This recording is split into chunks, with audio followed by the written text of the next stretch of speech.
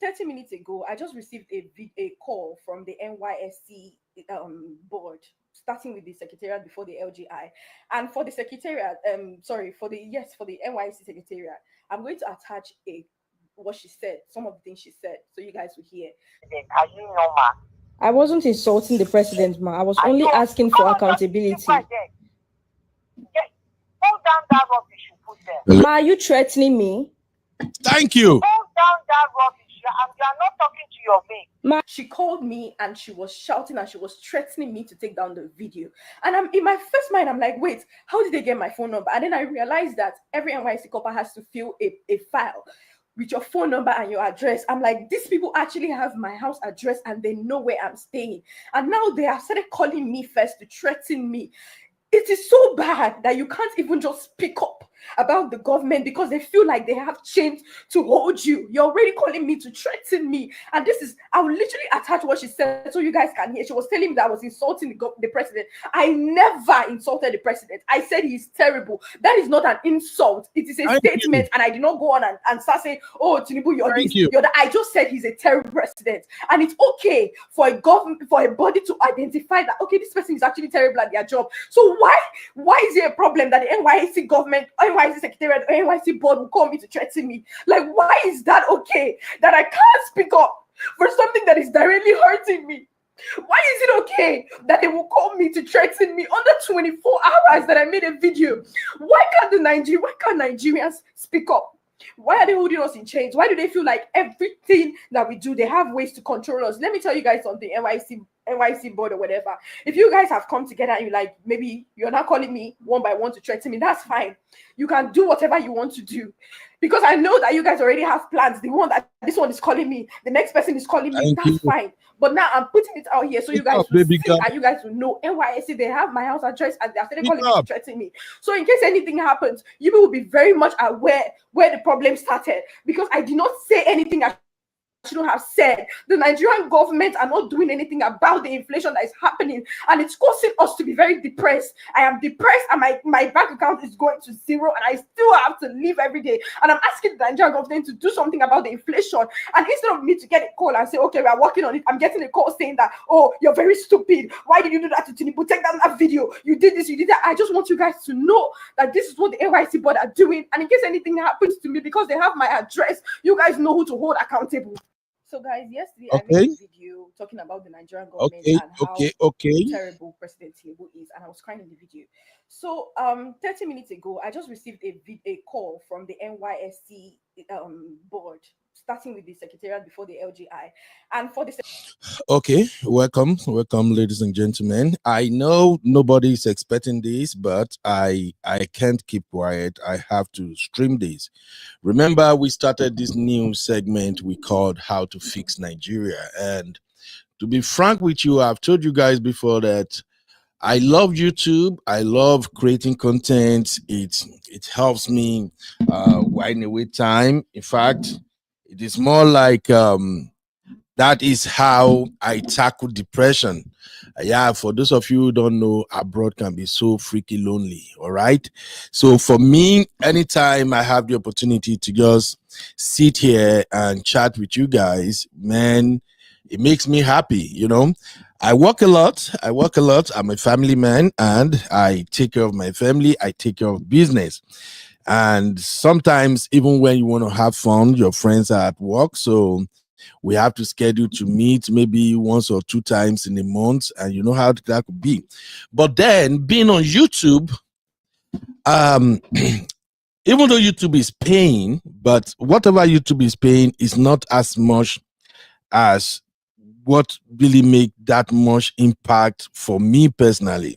But as a business person, like I've told you, every dime matters. Okay, so I'm on YouTube creating content and having fun, but what is the purpose of creating content if you can't speak to impact people? If your content cannot bring value, it doesn't make no sense. So I started this segment I called How to Fix Nigeria. By the way, if you are watching me right now, drop a chat. Let me know that you are here. I see 7 people watching now, although I'm streaming to 2 platforms. So just drop a chat. Let me know that you are here with me. So this young girl, this young NYSC member, shared a video on her page, and that video has gone viral. Yes. I'm going to show you the video shortly. The video went viral. And all she said was, he said, President Tinubu, you are a terrible president. And that's it. And in fact, I like this guy. In fact, if this guy should have a GoFundMe, I will personally contribute and donate towards that GoFundMe. Yes. Because I like brilliant young girl or boy who knows what they are doing. I like brilliant folks who are not just flipping on their camera and just talking rubbish. All right? I like young, educated girls, boys who can speak up in the face of tyranny. The problem we have in Nigeria got to this point because our fathers are cowards. Yes, not all of them, because I still remember there are a couple of those Nigerian fathers that speak up when things started going terribly in the country. Shout out to you, Michael. Thank you for watching, Michael. Please, if you're watching, drop a chat. Let me know you are here. Thank you, Uncle Patrick. You're welcome, sir.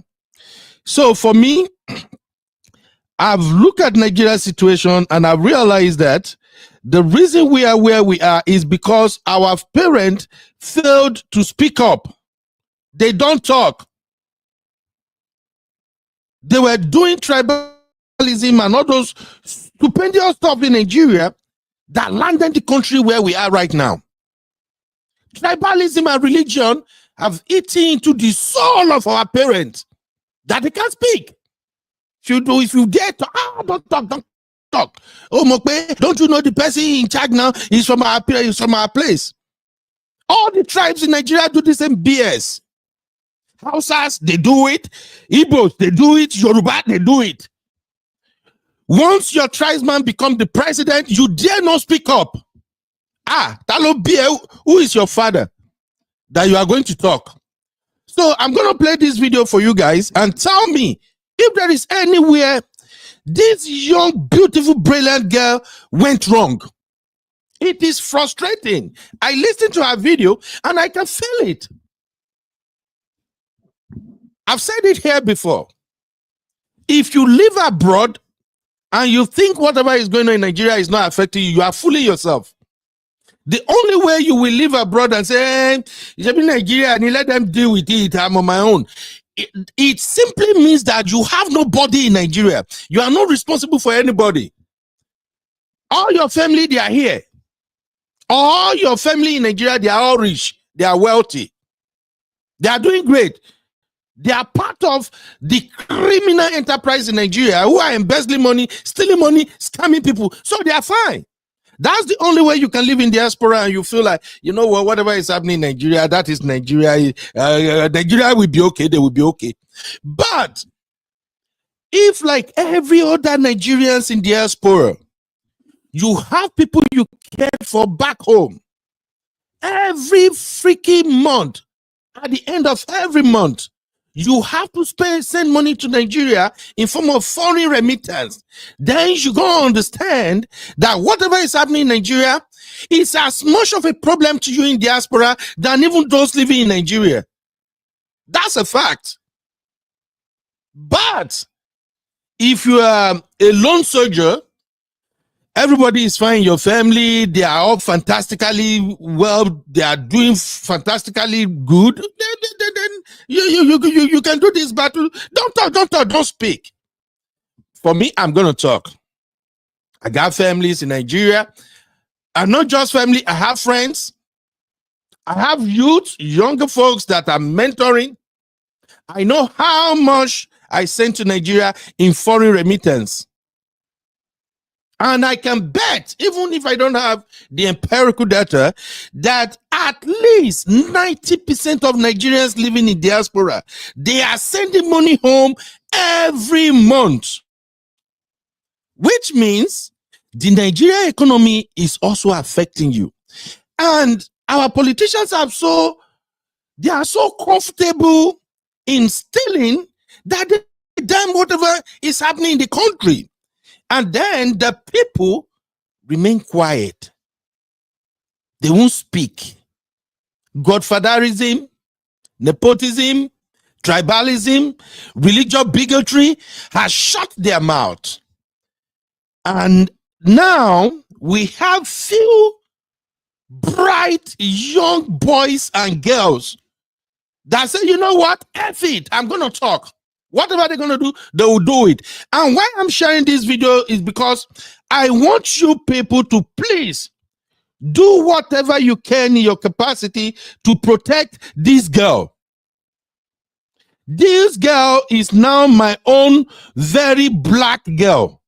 Yes, I don't even know her name, but I'm telling you right now, if this guy has a GoFundMe, I will personally donate to a GoFundMe for speaking out. This young girl, a youth couple, went out to buy a crate of egg, and the price was astronomous. Freaking expensive. And she broke down, detailing everything that is wrong in the economy. And she said, this is actually the first time I am living outside my parents' home, and I'm not finding it easy. And yet, the NYSC director called her and threatened her for speaking up. Thank you, Jesus. Thank you, Jesus. Thank you, Jesus. Look, they cannot kill everybody.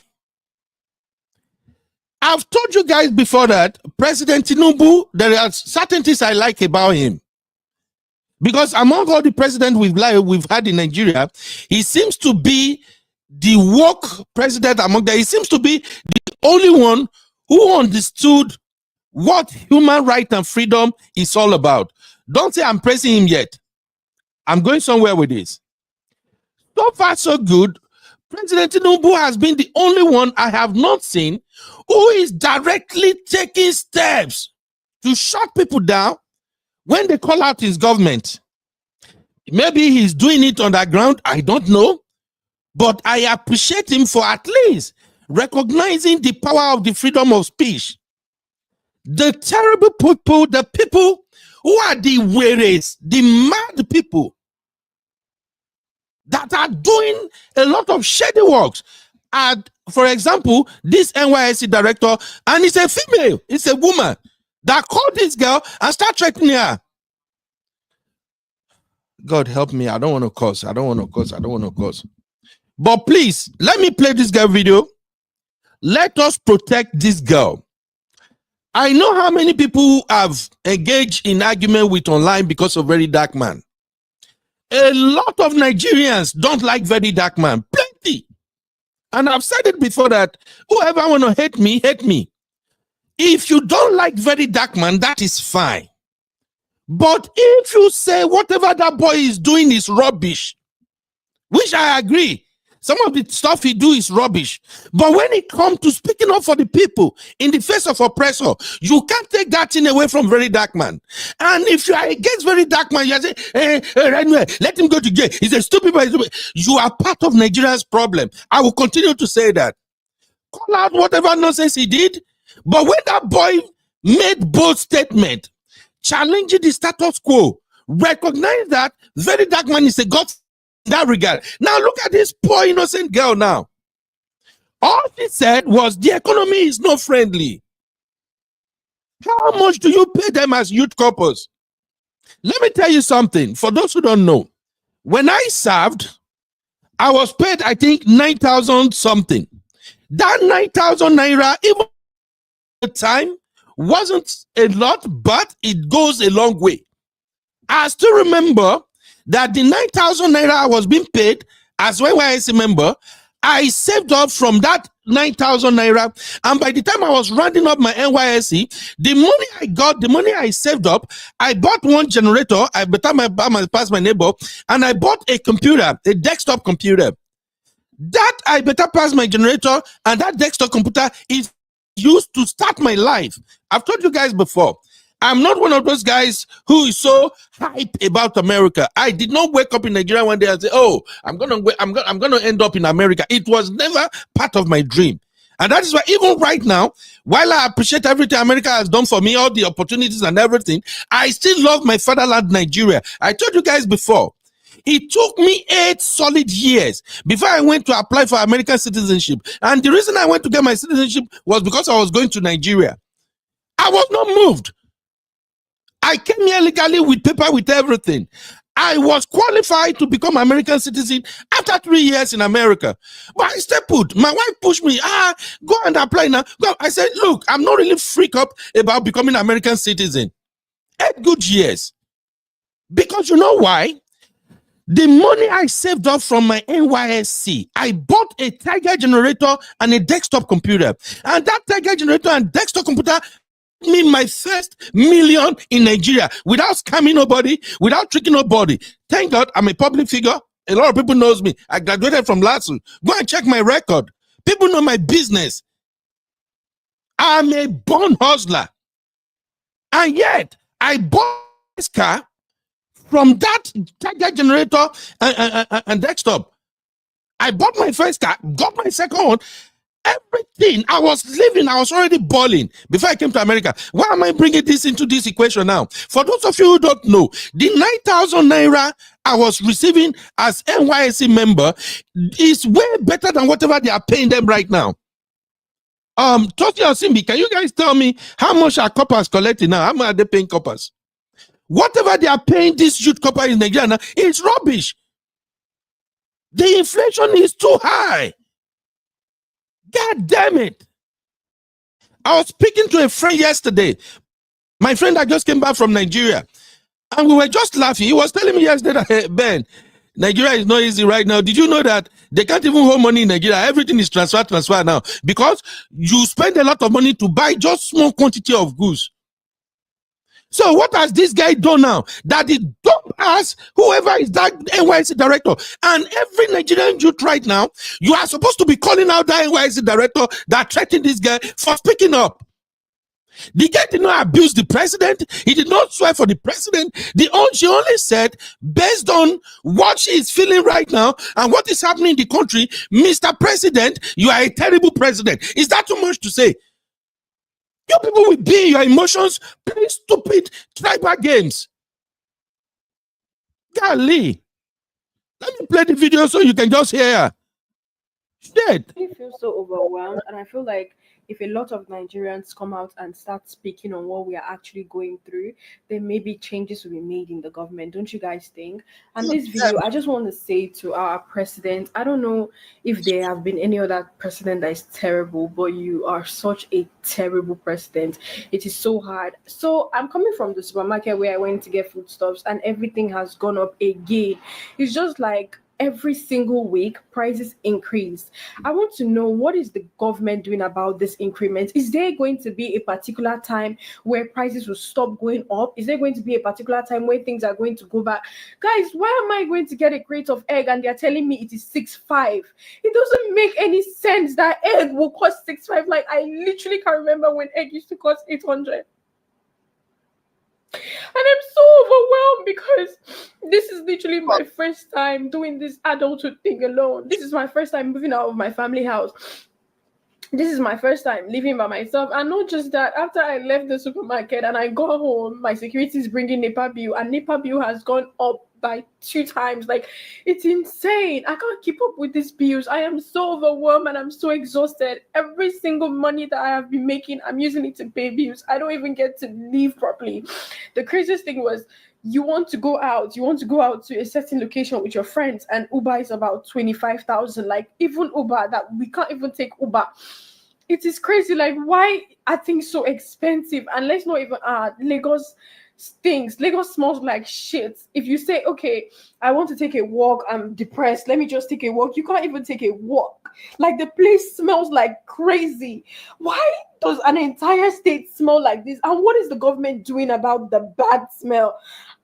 Everything is just so overwhelming. You want to start up a business, and now you have to take a loan to start up a business, and the loan, you don't even know if you can actually repay it, because in the business, I don't know, I'm just so tired. Like, why is no one saying anything about it? Being an NYSC copper, there's nothing beneficial about this whole NYSC thing. The money I spend on transportation is just more than the alawi the government gives me. Like, it doesn't, I can't keep up. Like, I'm so tired of this bill, and I can't keep up. I am overwhelmed, and I'm tired, I'm exhausted. It's too much, and I wish that we would start calling the government out heads on. For example, Tinubu, you are a terrible president. Like, what are you doing to help us? What are you doing to help the economy? You are so terrible. I'm so sick and tired of Nigerians acting like we are strong, and they say, oh, Nigerians, we are actually very strong. Oh, no matter how much they increase things, we still chest it. No, it is not cute. We are cowards. That is a cowardly behavior. You don't stand to ask people, oh, why is this expensive? For example, MTN, what the fuck is even going on?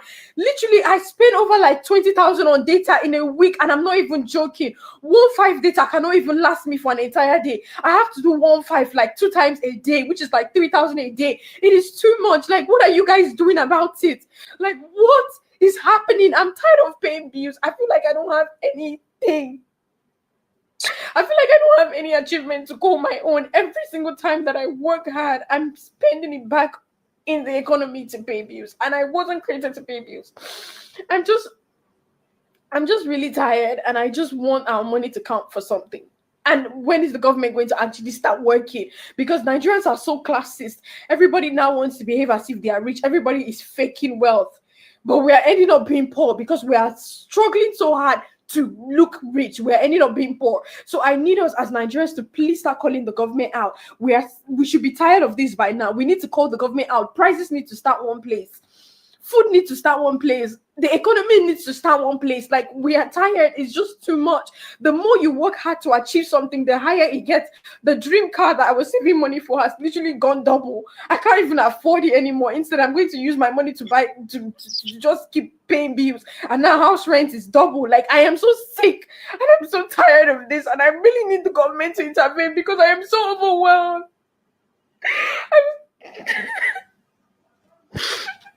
I genuinely feel so overwhelmed, Okay. and I feel like if a lot of Okay. That is so hard to watch, because somebody like me personally, it's so hard for me to watch some of these, because I can relate with them all the way. You know, I've said it here before that, look, forget to, I give God the glory for where I am right now in my life. I am not rich, but I'm comfortable. Oh, very, very comfortable. I can even brag about that. I'm not a millionaire, I'm not rich, but I'm comfortable. I no owe debt. I said it all the time. As I'm speaking with you right now, I don't even have one single credit card to my name in America, which is very, very difficult to do in America. Majority of people who live in America, you must own credit card. I don't owe, so I give God the glory. But I always tell you guys that I can feel the pain of Nigerian youth, because if you are looking at somebody who survived poverty, look at me. I can relate with this girl, and I can relate with millions of Nigerian youth right now. Back in my days growing up, we have hope in Nigeria. You will know when you go to school, you just know that after graduation, job go there will be work for you to do. And if you can't find a formal job, if you go into skill acquisition and you invested in business or anything, you will thrive. I'm so proud of what I accomplished in Nigeria. And like I said every time, if you know what you are doing in Nigeria, you will be successful. But right now, those opportunities we used to have back then is no longer available. I started from scratch. My NYSC service made me my first million. I joke about it here a lot. When I made my first million, the very day my account hit 1 million, when I see 1 million naira for my account, I don't want to remove one dime. Because I don't want to make it drop. Because I just said to myself, thank you, Jesus. I finally have 1 million naira in my account. You know why I was so excited? Because I work for it. I have never scammed anybody in my life. There are millions of Nigerian youth that will never scam you of a dime. When you hear scammer, oh, Nigerians, they scam you, they scam you. It's just few of them. Few frustrated Nigerian youth. When you don't give people hope, when people graduated from the university and they stay at home 3, 4, 5 years, no job. They can't even rent an apartment of their own. What do you expect them to do? I've said it here before. Nigerians are one of the easiest people to rule. Because Nigerians, we are contented. Nigerians are not criminally minded. Like the entire world is looking at us right now. No. This is not even an issue of average Nigeria. Vast majority of Nigerians, if they can see a glimpse of hope in whatever they are doing, if a Nigerian knows that, if I start this business with 100,000, in the next 3 to 4 months, this 100,000 will become 300,000. No Nigerian will never ever embrace crime. And this has nothing to do with tribe. It crossed across the nation. That is who we are. We are hardworking. We believe in ourselves. And we were nurtured and raised well before all these crazy politicians came and destroyed everything.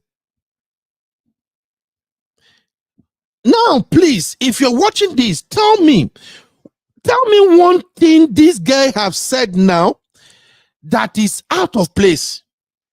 Please just tell me. Hey, Simbi, what's up? You're here. How are you doing, Simbi?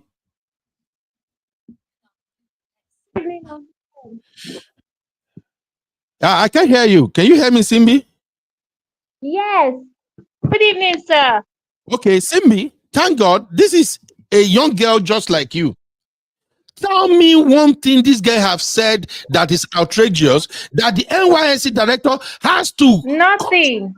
drag her, threatening her. Nothing. Okay. She stated the obvious. She stated facts. Okay. Nothing wrong. This is someone who is clearly overwhelmed with everything that is going on in the country, the expenses and stuff. Okay, this NYSC right now, if it is NYSC to anyone right now, else you're meeting your future spouse or you're going to get a very nice job, maybe via NYSC, the allowance is total BS. It can't do nothing.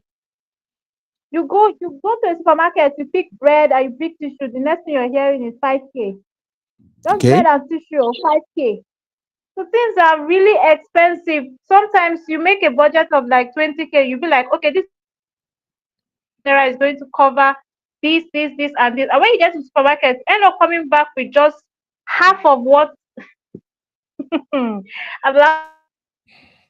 just half. You are coming back with half of your list. You are coming back home with half of your list. It's not encouraging. The only reason Uncle Ben why I enjoyed serving in Bayelsa is because back then the governor, he was very generous. He was taking care of us, and then even the community members also, they were giving us plantain, gari, they were giving us crayfish, these big ponds, they were giving us fresh fish. In fact, they were supplying us food. So anytime we touch our allowance, maybe we just want to get a carton of Indomie. That's where we touch our allowance. It was mine wasn't that bad. Although sometimes transportation when we want to go to the town, Yenegua, sometimes transportation can be, but it wasn't bad. We were able to save money. I was able to save over 150,000 when I was 7. Okay. Okay.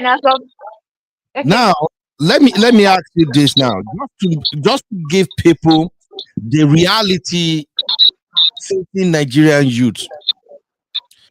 You live in Nigeria, you are a very educated girl, when did you graduated from school? I graduated 2014. 2014, and this is 2025, right? So we are Yes, talking sir. 10 years plus now, right? Yes, sir. A decade plus. Yes. Since you graduated, have you been formally employed in an organization, a corporation? Have you been employed in an organization where they pay you at least 150,000 naira to 200,000 naira in a month? Who dashed me? No, Ah, no. you get- Uncle Ben, and my you first salary was 25,000. 25,000 naira. Uncle Ben, do you know why it was 25,000 naira? Formerly, the man that employed me said my salary is 20,000 naira. So according to him, he was not like, okay, let me add 5,000 naira because you're a graduate. okay. I will never forget that statement he made. And it was, I was desperate. So what will I do now? Accepted. Okay. Sister Rose, you are welcome. Please, anybody join the conversation, you are free to join the conversation, because I think this is episode 2 of How to Fix Nigeria. I would rather spend my time creating this show right here on Uncle Ben. No, even if I have one person watching, I don't care. But at least history, we have me in record that I use my platform in the quest to fix Nigeria. This guy said something in her video. He said, all you bloggers, all you do is you are carrying stories up and down. You are not addressing the main issue that is facing us in this country. And that's the gospel truth. Start a conversation about a woman who has been married to 3-4 men and divorced now. You will see the show with fool. Start a conversation about somebody sleeping with someone else's wife. Oh, now there you see plenty people. And this is where I have problem with the youth themselves. We had a conversation 2 days ago when we were having a show here. That show dragged to like 4 hours. And I was saying, look, I don't support revolution. I don't support destruction of lives and property because we want to fix Nigeria. But let us start from the easiest, the very least thing you can do that can hit the politicians so bad. And Natasha started that for everybody. Very Dark Man is doing the same thing. So Wore is doing a lot, even though his philosophy might be different. But when it comes to ordinary Nigerians, Very Dark Man still remain number one.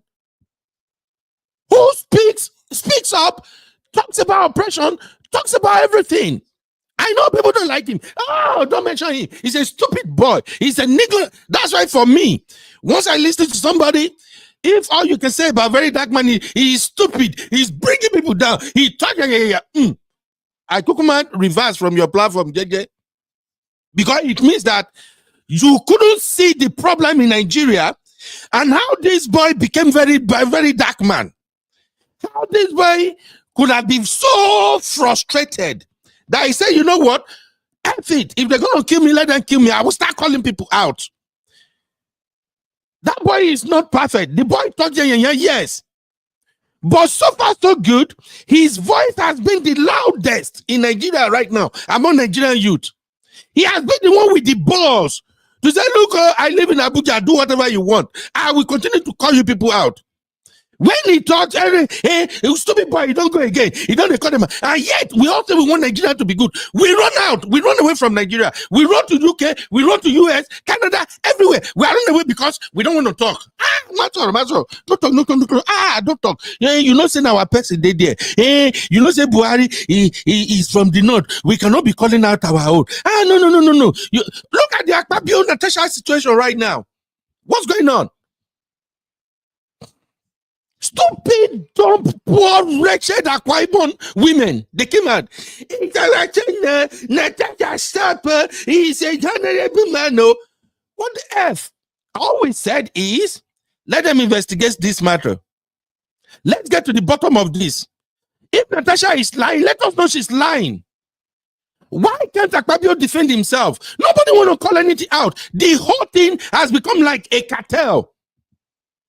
Everybody is doing the loyalty thing. Everybody is falling in line. Nobody want to speak up. I'm so sorry for Nigerian youth. I feel so sorry for you guys. Even though you will be gay, if you just say, oh, I will sell my body, I will sell my body, I'm going to be bully. Let me tell you, the more men you sleep with, the more destruction you are doing to yourself. Not now. It will happen now. Preach, preach, you will sir. get away with it now. Yes, you will get away with it. You got the ball, you go ride fancy car, do everything. Now, when you old, you go know. Spiritually, it will come back and hurt you. And for the boys, the young boys who don't want to talk. No, it should be Yahoo day. Let me just do what everybody. Then Yahoo, maybe the party we go hit. Go to Nigeria. I went to Nigeria and in my mind, in my heart, I was crying. See betting kiosks all over the place. Betting kiosks, betting. A country where you have betting shops spread all over the place, that is a country that is gone. I'm going to tell you guys, if you like, you hear, you like, you don't hear. Those are the features, those are the characteristics of a dying nation. Betting sport all Uncle over the Ben. place. It's man.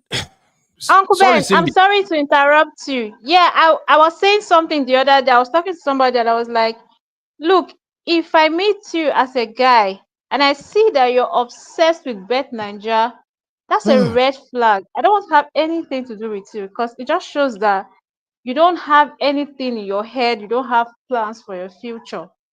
Why are Yeah. you having Bet Ninja sleep, so much of it? And if you see the way they keep this sleep, Uncle Ben, it's a red flag. Oh. I don't care how good you look. I can't have anything to do with you. Because one day you will bet our house, or you will bet our feeding money, or you even use our children's school fees to bet. And I cannot, no, I can't. It's a big red flag. And when you tell all these young girls, just because some of them are actually making a little bit of money, okay, fine, bet to an extent. Although betting is addictive. Okay, bet to an extent. I use it to establish yourself. No, there's that No, spirit in betting. just don't mind them. Sister Rose, no verse, Gary. Thank you, Simbi. Sister Rose, I'm sorry that I'm yelling. It hurts me. I'm so sorry that I'm yelling.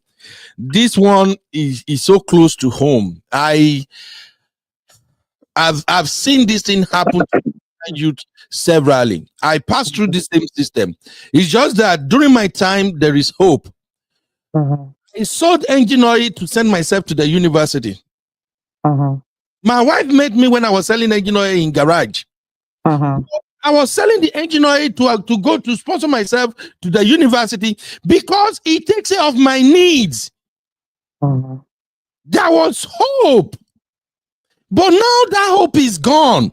Now, for a few of us, and maybe some brothers might be watching right now, for some of us who are mentoring young folks back in Nigeria, you can tell it's very difficult now to guide these young people, to tell them that, hey, follow this path. Don't worry. It might take a while, but definitely you are going to make it. It's so hard now because the economy doesn't make it easy for them. But anyway, Sister Rose, this girl, what do you think? Has she said anything so damaging to the president that the NYSC director have to be threatening her? Ben, remember when I first started coming to your platform, I don't know if you remember me saying, maybe it wasn't you, maybe it was someone else. I told you that the average Nigerian is an oppressor, from the president to the granite seller to the house girl. They all are oppressors. The girl did not say anything wrong, but I don't know what gave this woman the gumption to tell her that.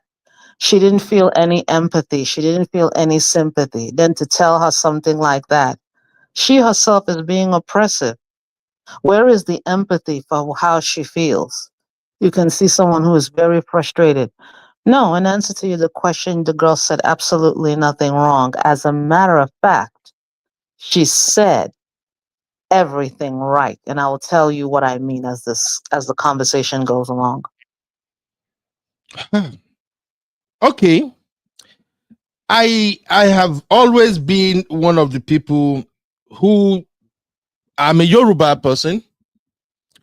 Ideally, I'm supposed to be one of the strong supporter of President Tinubu, but I've made it clear before that I respect Tinubu a lot. And I appreciate him a lot because I'm from Ondo State, but I attended Lagos State University.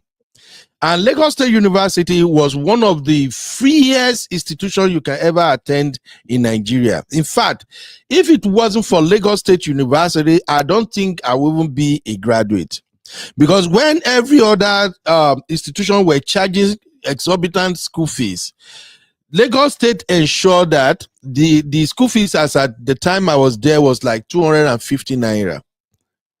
And I appreciate it. Lagos State has given so much to me, and that's why I'm passionate about Lagos State. Even when this conversation about Lagos is no man land was ongoing, despite the fact that I have a lot of Igbo friends, I came out on my platform and I stated it clearly that Lagos is not a no man's land. Lagos belongs to the Lagosians. It caused a whole lot of rancor on my Facebook page, and I don't give an F. So I have so much respect for Tinubu, but I've said this over and over again. The only one thing I don't like about Tinubu administration is his status as a political godfather. When he was running for presidency, I said it here, like, hey, look, Tinubu is brilliant, he's smart, he's an organizer, he's a man who has this vision and who can follow his vision to make sure they were realized. But by his status as a political godfather, he is not ideal. He's not an individual who should be gunning for presidential office. And why? You are a kingmaker. You already made a lot of governors. So many governors, even Buhari administration. Tinubu made Buhari. Anybody can take me up on that. Take me up. Tinubu literally made it possible for Buhari to become president. That is how powerful and influential this Baba could be. But I said it at that time when the campaign was going on that Tinubu is not the ideal person to become president because in politics, you need check and balances. It's what we are seeing here in America. We always say it here, Sister Rose. Thank God you live here in America too. And Uncle Patrick and many other people that are watching right now. America has a system. If you are a president, there are limits to what you can accomplish. America has a fundamental system that put in checks and balances. Nigeria don't have it. The only check and balances you have in Nigeria is the godfathers. When they put you in office and you are moving mad, the godfathers will checkmate you. They will whip you back in line. I'll give you an example. Lagos State, nothing anybody can tell me. Lagos State still remain the most successful state in Nigeria. Economically, Lagos State is number one, even in Africa as a whole. Is Lagos State the smallest state in Nigeria? How is it able to have this status in 21st century? It's because Tinubu was there as the godfather. All the governors after Tinubu, Fashola, from Fashola to Izi Akinwumi, what's that governor's name? Then Sanwo-Olu. Tinubu will always whoop them back to in shape. You have to follow. You have to follow the master plan. If Lagosians are crying, big power, the governor must act. You can't even Lagos State governors, you can't steal money anyhow. Who born you? That is how powerful Tinubu is. Recently, the Lagos State speaker was democratically impeached. They voted and impeached his ass. But guess who put him there? It's Tinubu. Tinubu told them, You cannot impeach somebody that is there without my consent. He called the governor. Allegedly, that's what we heard, though we don't know if it is true or not. But all we know is that that impeached speaker is back as Speaker of Lagos State House of Assembly right now.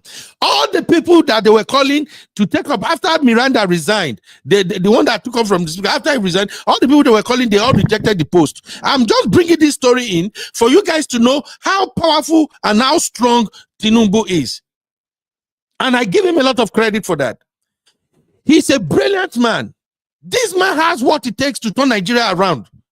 But here is the problem. He is a good father. How do you make a godfather your president? Who will question the excesses of a godfather? And this is not like me, maybe rubbishing. No, it's in public domain. Everybody knows. And at the same time, he's a brilliant man. One of the problems of having strong men in a position of a president is that people don't question what they say, because all the people that works with them, they are handpicked. How dare you question your boss? Your boss said, I'm moving in this direction, you want to question him. Who the F are you? You are seeing the same thing here in America now. Sister Rose, anybody who is in America, tell me, have you ever seen any American president doing many things that President Trump is doing right now? No. Right? No. Recently, because Americans are angry, because Americans, they are fed up. White Americans, they started protesting, and their anger was on Elon Musk. So they were targeting Tesla. For those of you watching from Nigeria who don't know what's going on, they were targeting Tesla. They were keying Tesla. Key means that when you park any Tesla, people, other drivers can just walk around, they will use their key to splash the Tesla. They were spraying paint, spraying everything on Tesla. Elon Musk stock started dropping. Elon Musk lost 130 billion of his wealth within a space of 3 weeks. It's in the news. Go Google it. Then, in a bid to support Elon Musk, President Trump did what no president should be done, what is even written as part of American law, that you must never do a product promotion on White House premises. No, President Trump and Elon Musk, they brought Tesla. Sister Rose, don't you? It's in the news. No, I saw it. I saw it. Yeah, if you are following Trends and Reality, my other channel, you're going to see. Okay. I saw it. I said I was just letting you talk, but I saw it. Thank you. Mm-hmm. Now, all of a sudden, American legislatives, American honorable senators and reps and the likes, if there is one thing you should know about them, is that you can never shut them down. They will speak up. Mm-hmm. You have a Republican president, the Democrats will be yelling at the top of their voice. If you have a Democrat president, the Republicans will be yelling. But now you have President Trump, both the Democrats and the Republicans, they are speaking out like a superstar voice right now. Why? He still comes. He comes down to what I'm saying about Tinubu, because you now have a strong man in a position of power, a man who controls those who are supposed to check his power. That's where we are right now with Nigeria. Go ahead, Sister Rose. I don't share your sentiment. I really don't share your sentiment. I'm sorry. I just have to be brutally honest. That's okay, man. To me, when I see Tinubu, I see what Fela said in that his song called Beasts of No Nation, No Nation. If you listen to the lyrics of Beasts of No Nation, he said animals and human skin. And that's all I see. Now, and I say this with the utmost respect. I don't say this with any type of disrespect. Yeah. Again, I don't see what you see, but even if he's all these great things, I don't see it reflected in the Nigerian economy. Now, let's assume he can't do everything. You can't expect everyone to do everything. What you see here in America, we got social programs, we have unemployment insurance, social security. You have the SNAP where you give people food stamps. You've got money where you have little stipends. These are little tiny things that they do, okay, to give people money. Now, meanwhile, these animals, yeah, I said it, animals in human skin. They're busy buying each other cars. I hear every time a new one comes, they buy a whole new set of cars. They're in the places spraying money. They have more money than 3 generations. Why can't some of that money be taken out and say, okay, we're going to give this money like the NYSC? We'll give that'll be the opportunity to get a little bit of money. Why can't we have a food stamp program where, oh, you get this money, you can buy food? Why can't we? There is, again, I remember I was telling you in River State, right? There was a hotel they built. It rivaled any hotel in America, was the same footing. I think whoever did it, everything is based on who is in power. That project was abandoned. It was fully completed. Everything was completed. Everything was done. Now it's abandoned. Okay, why can't they go and turn that place? They don't have to even spend any money other than renovation. Why can't that place be turned into like maybe low-income housing, a community hospital, some little tiny things that you can do? Ben, it's not about godfatherism. You know what the problem of Africa is? The problem of Africa is hatred for self. These things are not that complex. It's not that too hard to do. They just don't want to do it.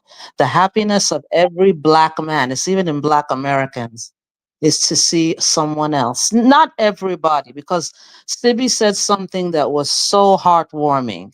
I was so happy when she said that in Bayelsa, the people, I don't know if it was the people she was around that was giving them fish and provisions. That was so nice.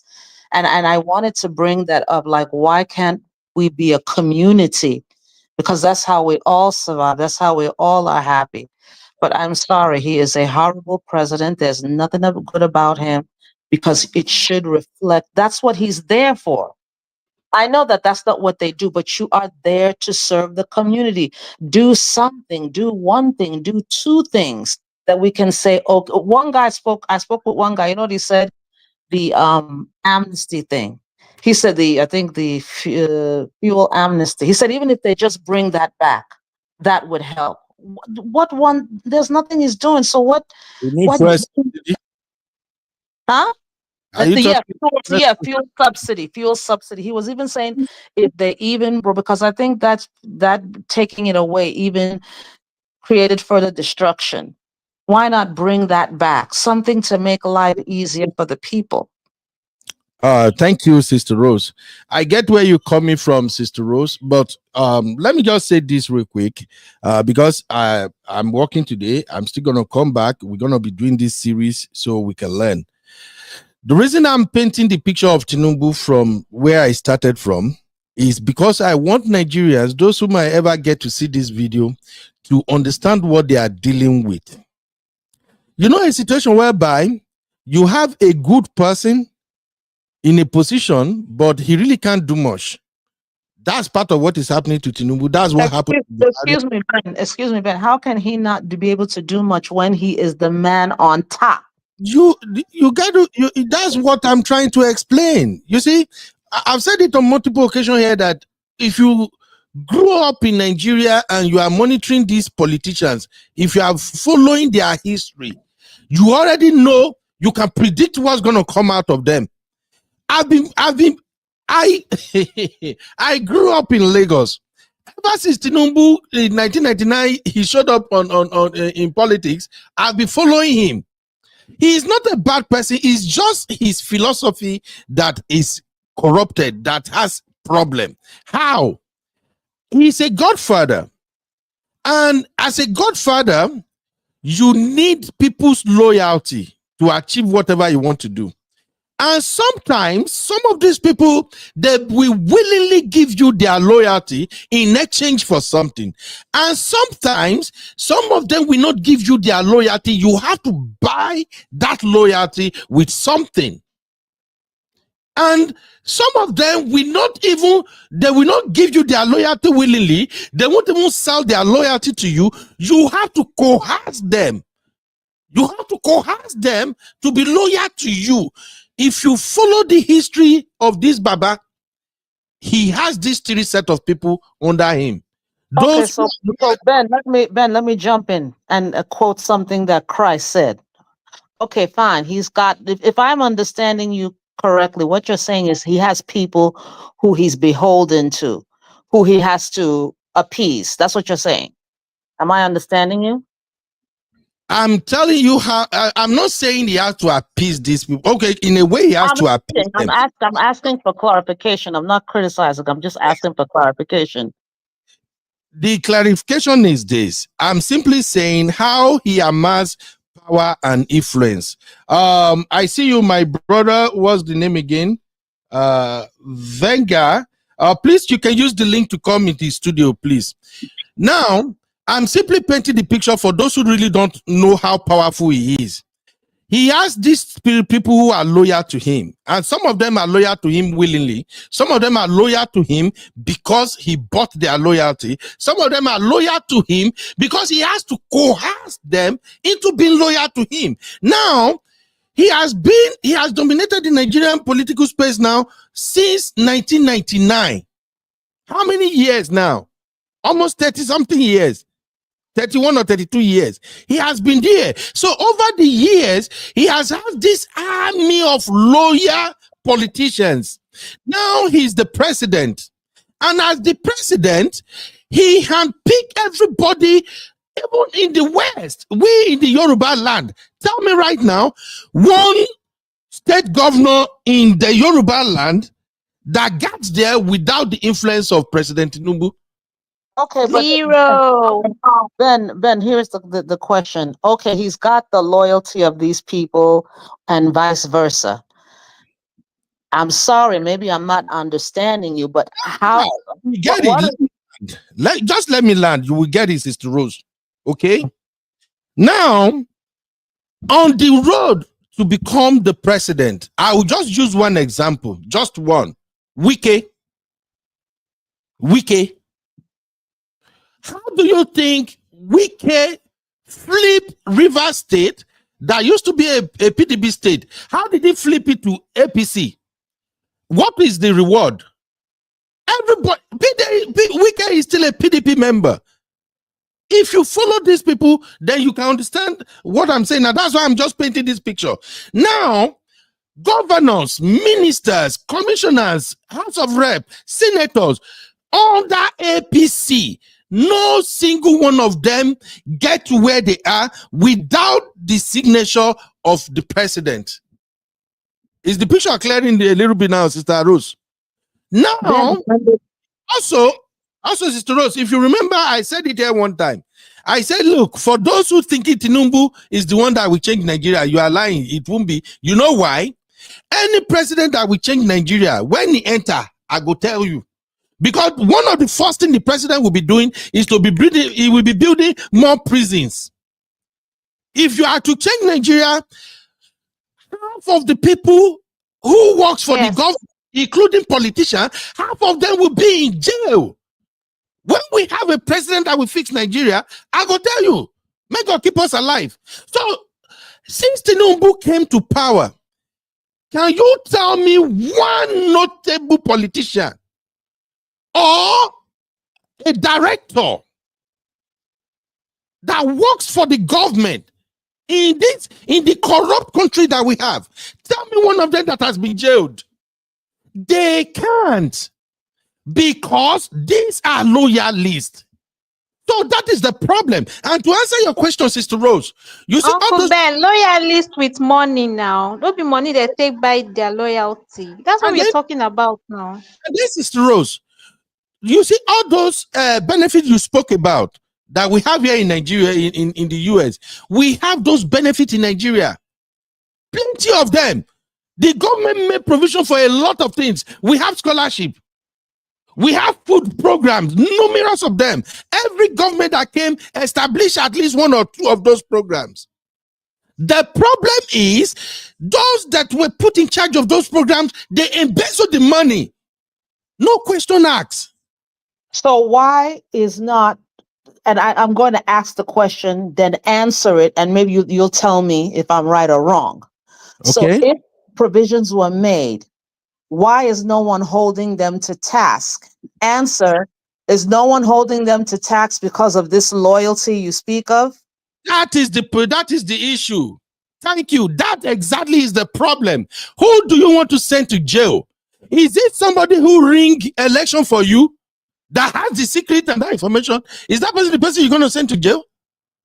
I don't know if you get my point now. This comes back. No, I'm getting your point. So this comes back to what I keep telling you, Ben. You're not hearing me. You don't listen. But this is what is going to come down. I say and I stand by it. And this has been done all throughout history. Based on what you said, if the people are going to get what they want, the people are going to have to fight for it. You see what we enjoy, Africans, what we are able to come to the United States and enjoy certain things. If Black Americans did not fight for it, if the likes of Malcolm X and Stokely Carmichael and all of those names did not fight, Medgar Evers, then we wouldn't come to America. There would be no benefit.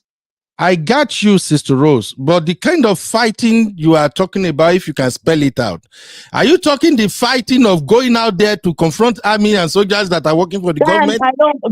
Ben, listen, I don't know what type of fight it is. Okay, you talk about peaceful fight, which is correct. You're absolutely correct. This girl, wasn't it not a peaceful thing she did? She didn't even protest. She's crying. She's crying. She's giving out her frustration. Now she's being told to shut her mouth up. Take that down. Example one. We have Natasha. Natasha talks. What does Natasha get?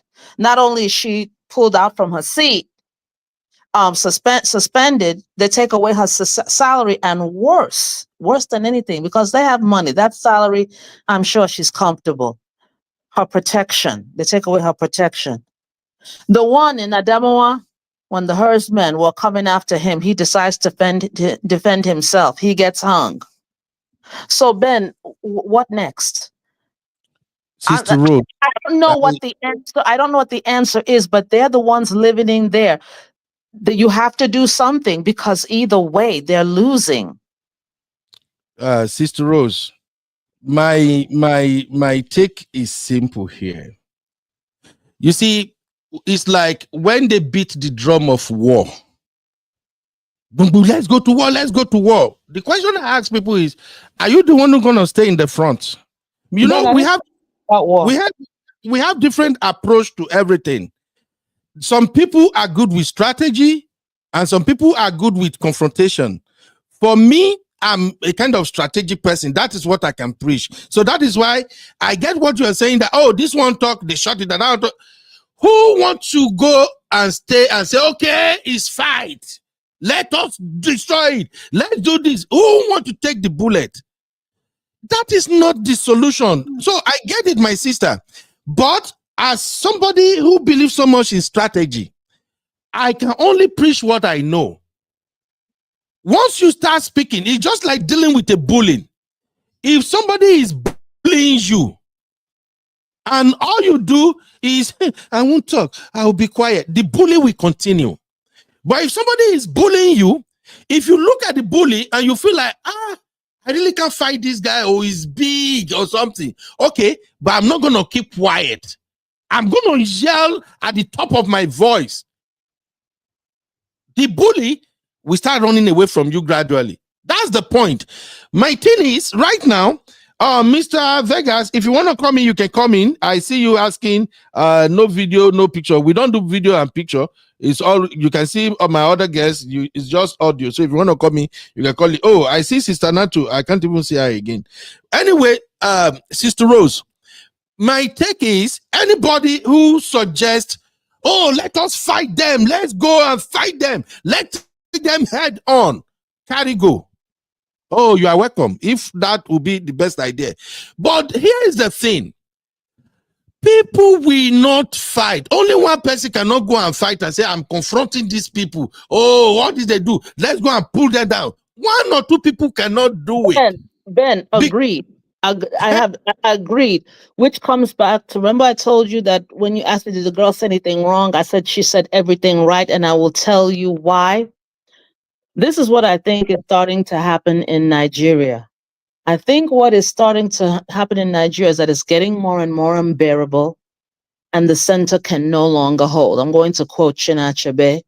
Things have long since fallen apart, but I think they're falling to a point where the center can no longer hold, and people are no longer going to be afraid, and they're talking.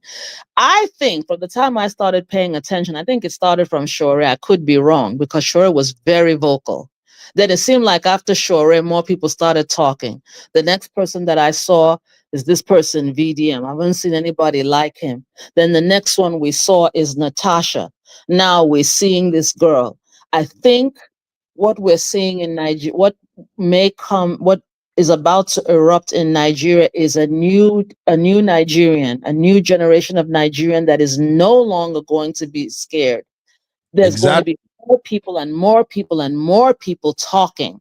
That's what I think is going to happen. And just like you said, with these more people talking and more people being unafraid, then I think that may be the beginning of change. And it doesn't, from what I see, it doesn't seem like it's in the far future. I think it's closer than we think. Yeah. So thank you, Sister Rose. Anyone want to call me, please call me. I don't know why the network is kicking people out. You can try again, please. The link is there. Thank you, D. D said men at the top are highly strategic. They put other people in a position to owe them favor, and when it comes to payback what is due, they cannot say no.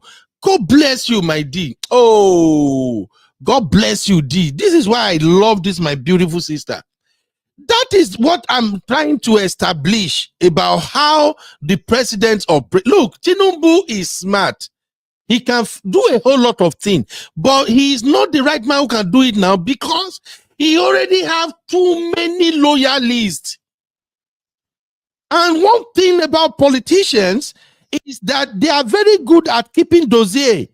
They have files on each other. Oh, big header.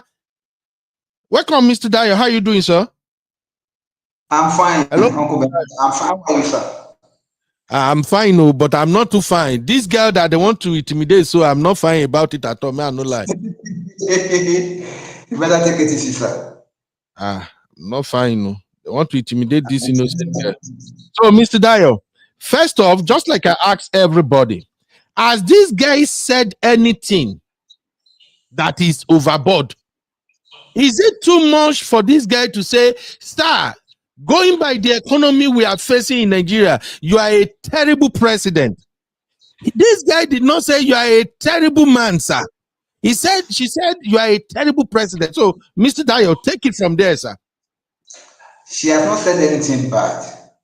But you know, it is only people that are wicked that will not want to take constructive criticisms.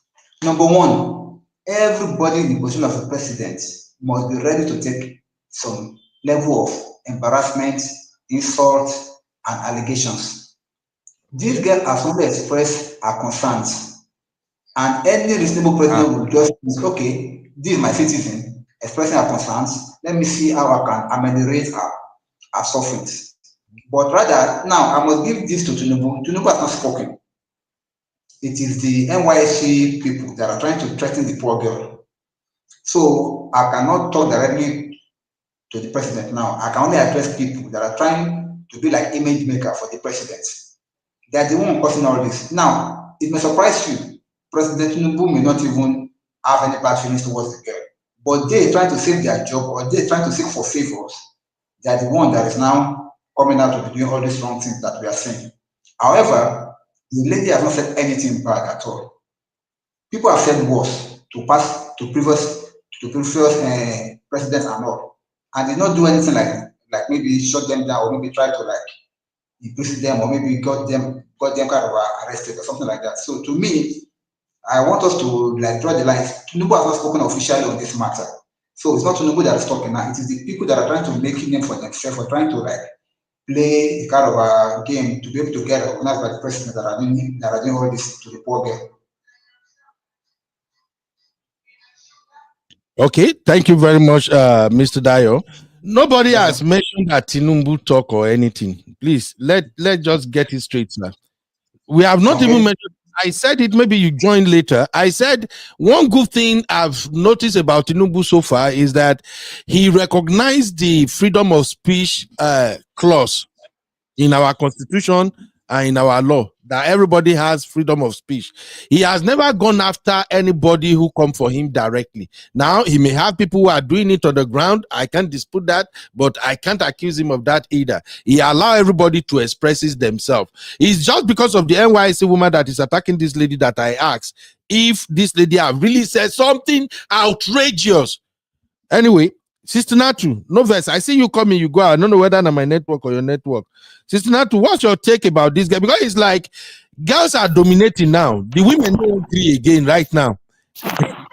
Okay, so I just came back from church, right? And I joined late. I don't have like a full story of whatever happened. Okay, what happened is simple. It's simple. I will share this in our back WhatsApp group. Okay. This guy, she made a video, and in that video, she lamented how everything is so expensive. And according to her, this is the first time she's living outside her parents' home. She's an NYSC member serving in Lagos. So she went to buy stuff, and egg was expensive. Everything she has experienced so far, they are so expensive. So she now cried out and said, President Tinubu, you are a terrible president, sir. These are not doing okay. The economy is bad. The next thing, the NYSC maybe director, one woman, very stupid woman, and the girl is smart. She recorded the woman. The way NYSC director now called her and threatened her.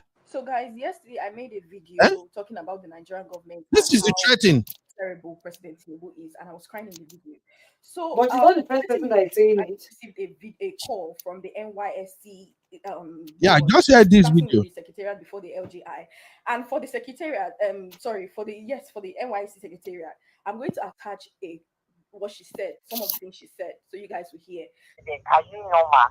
I wasn't insulting the president, ma. I was only asking for accountability. Hold down that rubbish you put there. Ma, are you threatening me?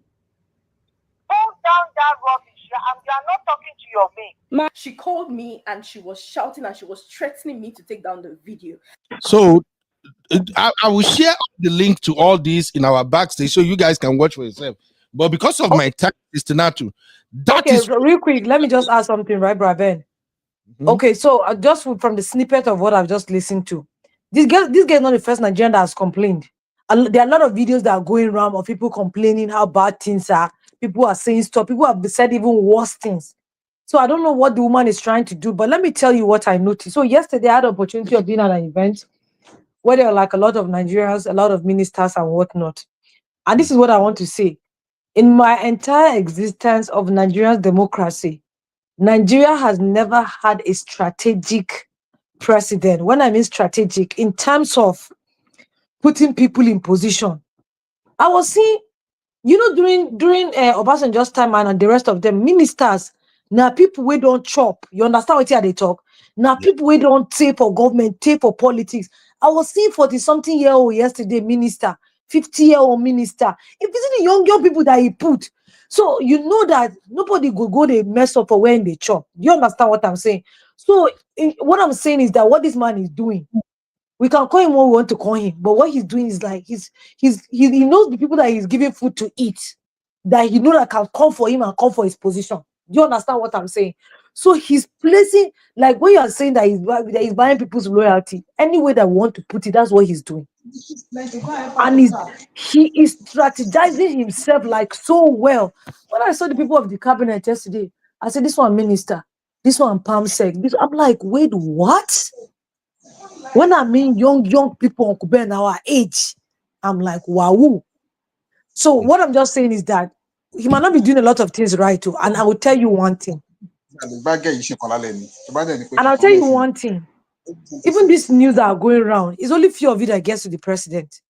Because they block a lot of things from coming to him. That's number one. Number two, I feel like a lot of people that are around him are the ones in charge of doing a lot of stuff.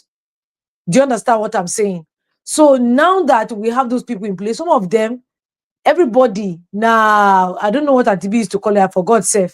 Everybody is focused on what they get for themselves. Do you understand what I'm saying?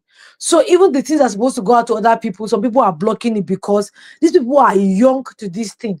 They are seeing opportunities that they've not seen before. So they don't even know how to position themselves. Do you understand what I'm saying, Uncle Ben? Yeah. I don't know if it's adding up. Yeah, it's adding up. I'm following you.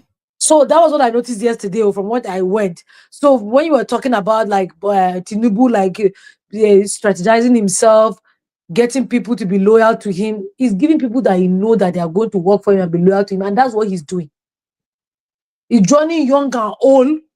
I'm telling you, he's doing what he can do. But and he's doing it well. But it's not working out for the economy. That's the problem. Did you hear what I said at the end? I said, and that's why these people, they are in charge of a lot of stuff. But because they are new to this thing, they don't even know how to handle the power and the fame. They don't even know how to do the work again. So, what is the way forward? Anyway, what I'm majorly any way forward that we have is these people that are hearing it, and they will know they are hearing what they don't want to hear. So it will not go anywhere. Yeah. So now this girl, how do we protect this girl? Because this particular series we are having now, like I call it, is How to Fix Nigeria. That is the latest series we have now, How to Fix Nigeria. So on this series now, what I want to recommend and what I just want you, my guests, to help me sort out is this. This guy has spoken. The normal practice in Nigeria, all right, this guy has spoken. The normal practice in Nigeria is that when you speak out, they shut you down. That's what they are trying to do right now. And it starts with that NYSC director, or whoever that woman is, that called her. What should be the next move now if you really want to fix Nigeria? My own solution is simple. Let us now drag that particular woman that called her out, that threatened her. That would be my solution. Let us all drag that woman. I'm already starting my own research now to find her identity. And I'm going to challenge her. See, Sister Rose, you are laughing. So when you get the information, give me, I'll be the first one in line. Honestly, that's why I'm talking about strategy. All my life, I've encountered a lot of shit. But like I told you guys here, I've never been to jail. I don't even have issue with law enforcement one time. I not even find trouble where involve lawyer. Because I'm also a small strategist on my own. My own be say, if you have issue with me, I figure how to tackle you in a way that both your hands and leg will be tied. And you will be looking at me like this is the devil. Right now, let us even leave Tinubu aside. People have said this before, that we Nigerians, we are our own problem. Until we begin to fix ourselves before we can even face all these politicians. Let us go after this woman now for threatening this guy first. That is when the politicians will know that Omo is like, these Nigerians are no longer the same. The next time any one of them will speak, they will think twice. So what happened in the case of Natasha? When the moment people rise up and start speaking on behalf of Natasha, you saw what is happening in the Senate. For the past 1 week now, the Senate cannot move away from that issue. They wanted to push it away. They wanted to okay, let's throw it under the carpet. Let's just tell them we are moving on with Senate business. But the matter will not leave social media and it won't leave news outlets. Let us go after this woman now. That will be my own solution. Please, Mr. Dayo, let me start with you, sir. What do you think we should do from here on? I agree with you 100% because now social media has become so powerful, particularly in Nigeria issue, that it cannot be done away with any longer. Number one, if we can use the media use social media to be calling for some of these injustices to be, at least to be corrected, or to prevent unnecessary oppression, it will be really great. Now, if, as you have said, we can call out that woman that is threatening the poor girl and let her know that she has no right to have done that, and we call her out on social media, I'm sure even the NYSC board will be careful, because the case it is now, if you don't do something concerning that woman, this lady certificate, this lady after a completion, you know, they can do and undo just to get back at her. Are you getting me, sir? But Yes. if we can stand by the girl right now and let them know that no, she has a right to voice her own views about the ongoing president, then they will not be able to do anything to her. In fact, we'll be watching until the lady even pass out and then she gets her certificate and nothing is wrong. Otherwise, they may look for just one excuse or the other and withhold her certificate or do something wrong to her certificate that will cause her problem in the future. So all these things is what they can do just to get back at the girl. But if the social media can come out and support her and call out that particular woman that called and was threatening her, I think all of them will take caution. Yeah, So I agree with you. Yes, that is how to go about this. Because sometimes Nigeria, we try to solve our problem from an impossible angle. You will see many people will come out now. Instead of going after that woman, they will be going after Tinubu. That is the wrong approach. Completely wrong approach. You go after the person that do the attacking first. That will send message to the rest of them, because like I said, Tinubu had never ever go after anybody himself. Baba no they drag anybody. You know they fight anybody. When Buhari was in power and Buhari said, who is Tinubu? I don't need you. No. Tinubu stay for in late jeje. But there are always the attack dogs, the people that will come for you. So what we should do now, all the Nigerian youths, they are supposed to go after that woman that threatened that poor girl. That's just my own. Now, thank you, Mr. Adayo, for your take. Sister Rose, what's your take on that one? How do we approach this from this guy's point of view? Because we have to protect the girl. I agree with what you said, because to be very, this interesting, even though I don't like Tinubu may not even have an issue. Tinubu himself may be like, well, she has a right to say what she has to say. He may not even have a problem with it. It's this sycophant. So I agree that yes. And when you go after people, it's just like, remember the teacher? Remember a couple of weeks ago, the teacher that was smacking the kid in the head? Yeah. Okay. See things like that was exposed. There's a lot of other teachers like that. But those type of incidents, will make other teachers like, okay, you know what, we can't do this. So maybe going after her, the backlash that she's going to get, she and the rest of her ilk will think twice. So I agree. That is it. Sister Natu, your take, ma. Honestly, I think I concur with both Brother Dayo and Sister Rose. Because, Brother Ben, we're going to link this fight for this girl now to the fight of Natasha. This is the kind of stuff that we're trying to stop. People should stop acting like because they're in one position, like they own everything.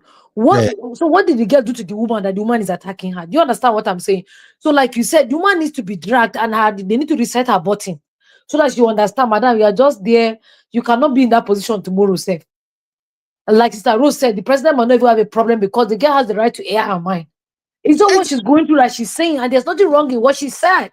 And these people need to stop doing extra. That's why I say that some people around him, because they are not used to this thing that they are giving, it's entering their head. They're acting not normal. They don't even know how to handle it. You are going to go and fight the fight that is not your own. Exactly. She didn't even swear for the man or say God will punish him. No. She just says he's a terrible president. That's her own point of view. There's nothing wrong with that. Simple. People be doing the most. And I don't get it. I don't get it with Nigerians. This tribalism thing, it will end all the nation one day. This if your person is doing bad thing, don't call him out. That is why that's what will finish us. Did I tell you about the woman that her son was used to go when we were growing up? Her son was joined armed robbery. that every day you go, she says not her son. The woman didn't even see the corpse of her son when they cried him. She didn't see it because every day he go, they tell her, everyone carry our this. She say, my son cannot do that. It was that boy that started seeing Timberland with in the early 90s. Timberland that time. Uncle Ben that time. Mama say no be her picking, they carry anything. Say that she they give her money buy Timberland. When the thing happen, they cry her picking, the come step she no see. You say you go travel person do something, don't talk. Continue. People speak. When you speak, that is how you fix the nation. That is why one time, you remember, one time when I was saying here that if it is left to me, the kind of approach where me I get my own approach is the correct wrong brain quick. I was saying one time that if like BDM. I'm telling you, if I have my way, I will hold all Nigerians in diaspora. I go hold their accounts. None of you will be able to transfer money to anybody in Nigeria. Because Uncle Ben. See me, hear me out. Because part of the problem is that was the extreme. Nigeria depend on those funds. I beg. That's the extreme. They really depend on those funds, though. We will come for you, Uncle Ben. You're not even let me explain. Okay, let me explain. You know, thank God, Sister Mary. Sound like MOP, Uncle Ben. You go explain, no evidence. You see, thank God, Sister Marriott, D, Sister Natu, all my sisters from MOP, Man of Prestige, they know me say I be consequentialist. It's the same approach I use in everything. Even in my family, it's the same thing. That is why my kids, they love me to the moon. But at the same time, me and them, they be cat and rat at times. I know they beat, I know they flog, but I go corner you where you go hard, where you go learn the lesson the hard way. You see, Nigerians don't know their right. And we in diaspora, we are enablers. We are part of the reason why Nigerians don't know how to call out erring politicians. They don't know how to use their voice to fight for themselves. You know why? The government comes up with a terrible policy. Everybody will say, don't talk, I'm sorry, don't talk. You be politician. That is how they behave. Because why are they not talking? They know that when they call you or me or myself or whatever arrangement we have going on, at the end of the money will come. They are not depending on whatever the government is providing. So it's so easy for the politicians to get away. Go and check Nigerian in diaspora foreign remittance. You go fear. Tell me, I can still say this even if I don't have empirical data. 90% of Nigerians in diaspora, they send money to Nigeria every freaking month. The few who don't send money to Nigeria, those are the ones where we say their family, they're okay. Or whether they don't even cut themselves, come out from Nigeria, they don't get any business with them. Those are the ones. But majority of us, we send money to Nigeria every month. That money comes in, no matter the price of food and commodities, our family members are still surviving, our friends are thriving. So they leave the politicians to themselves. And that is where impunity comes into the activities of the politician. They steal money, they do anything, they don't really care. To support what Sister Natu is saying, and like I said earlier, ever since Tinubu made that terrible mistake of announcing fuel subsidy removal on his first day in office, he has regretted it. He has pumped billions of money back. So let him simply put, if he regrets it, then put it back. No. That subsidy must go. It has to go. That subsidy is actually the bane of corruption. The only problem was that he executed that policy the wrong way.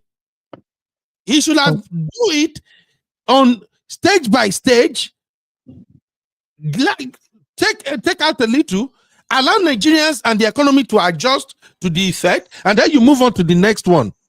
But he just came in one day, and just like Donald Trump, executive order, subsidy must go. Then the whole thing scatter. And I said it then when he did that. I said, look, I've seen this thing played out in Nigeria before. When you see a president that has no clue what to do, they will create a problem and they will start fixing their own problem, and then they will use their propaganda machine to now start reporting that we are accomplishing. I listened to one stupid lawmaker yesterday. one Igbo lawmaker that was defending President Tinubu. He said, "Oh, when the president came in, the bag of rice was 95,000 per bag. Now a bag of rice is 75. So you can see the economy is improving." And I'm like, "F you! I just only me just I even blame myself for listening." So the problem you created, you have not even solved it. The price just reduced just more, and you are already singing praises that you didn't do shit. The APC created a lot of problems in Nigeria. It will take another 10 years. It will take another 10 years to fix the problems created by the APC. And you know, Nigerians now, once small change just come, we don't begin to say, "Hey, he don't do it don't work." That is an FU situation. So please, let us start by first protecting this girl and drag the bum of that NYSC woman that called her and threatening her. Look at the way she even speak to herself. This is the part where we need Gistlover to fish her out. Like fish her pictures out, everything about her. She has to lose her job, Uncle Ben. She needs to vacate that position. She's a big bully. And I'm very sure she's a mother. How can you do that? Forget mother on this one. No. This has nothing to do with mother, my dear. Where is the I know, Uncle Ben. I'm just saying something. I'm moving mad right now. So as we round up, please, because we're still gonna come back. This will continue. I see say very dark man don't jump on the matter already. When does that one never jump on something? You don't jump. No, we have to. This is why I support very dark man. Me too. This is the aspect where I supported it, and I've said it several times here. He might be acting stupid at times. He might be saying nonsensical things.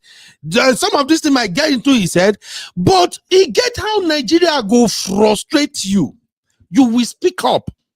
This girl that spoke out now, do you think if this guy want to go and offer her pekus to collect Lamborghini, she will come out and be complaining about the price of egg? Absolutely not. Ben, you know what I was going to very quick to condemn. Ben, you know what I was going to tell you? This is the reason why. Do you see what that girl is complaining about? This is what put people like Regina Daniels and Chika Ike. I was surprised that with Chika Ike, man, to me, she's a dime piece. I can't believe that she would condescend so low. But I think that this is what causes women to go into so 18-year-old to be with what was he, her grandfather's age? Okay. Because they're trying to eat. They're trying to. I didn't even, to be honest with you, Ben, I did not know it was that bad till this girl spoke. Then it really made me truly understand why Regina Daniels did what she did. And let me also tell you another problem people may not understand. This type of problem has put people in empty marriages. Some women, just for the sake of, I need to eat, I need to feed, they go marry people who they don't even want to be married to. Sister Now, so make I no verse Sister Rose say I interject. So make I quickly give you a typical example.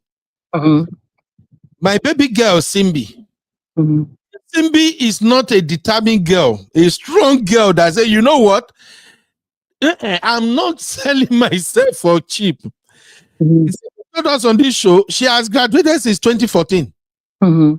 No formal paying job till now. You've heard Simbi work here. You can tell this smart girl, right? Yeah, absolutely. How many girls do you think can take it and say, you know what? I'm just going to do all I can to survive on my own.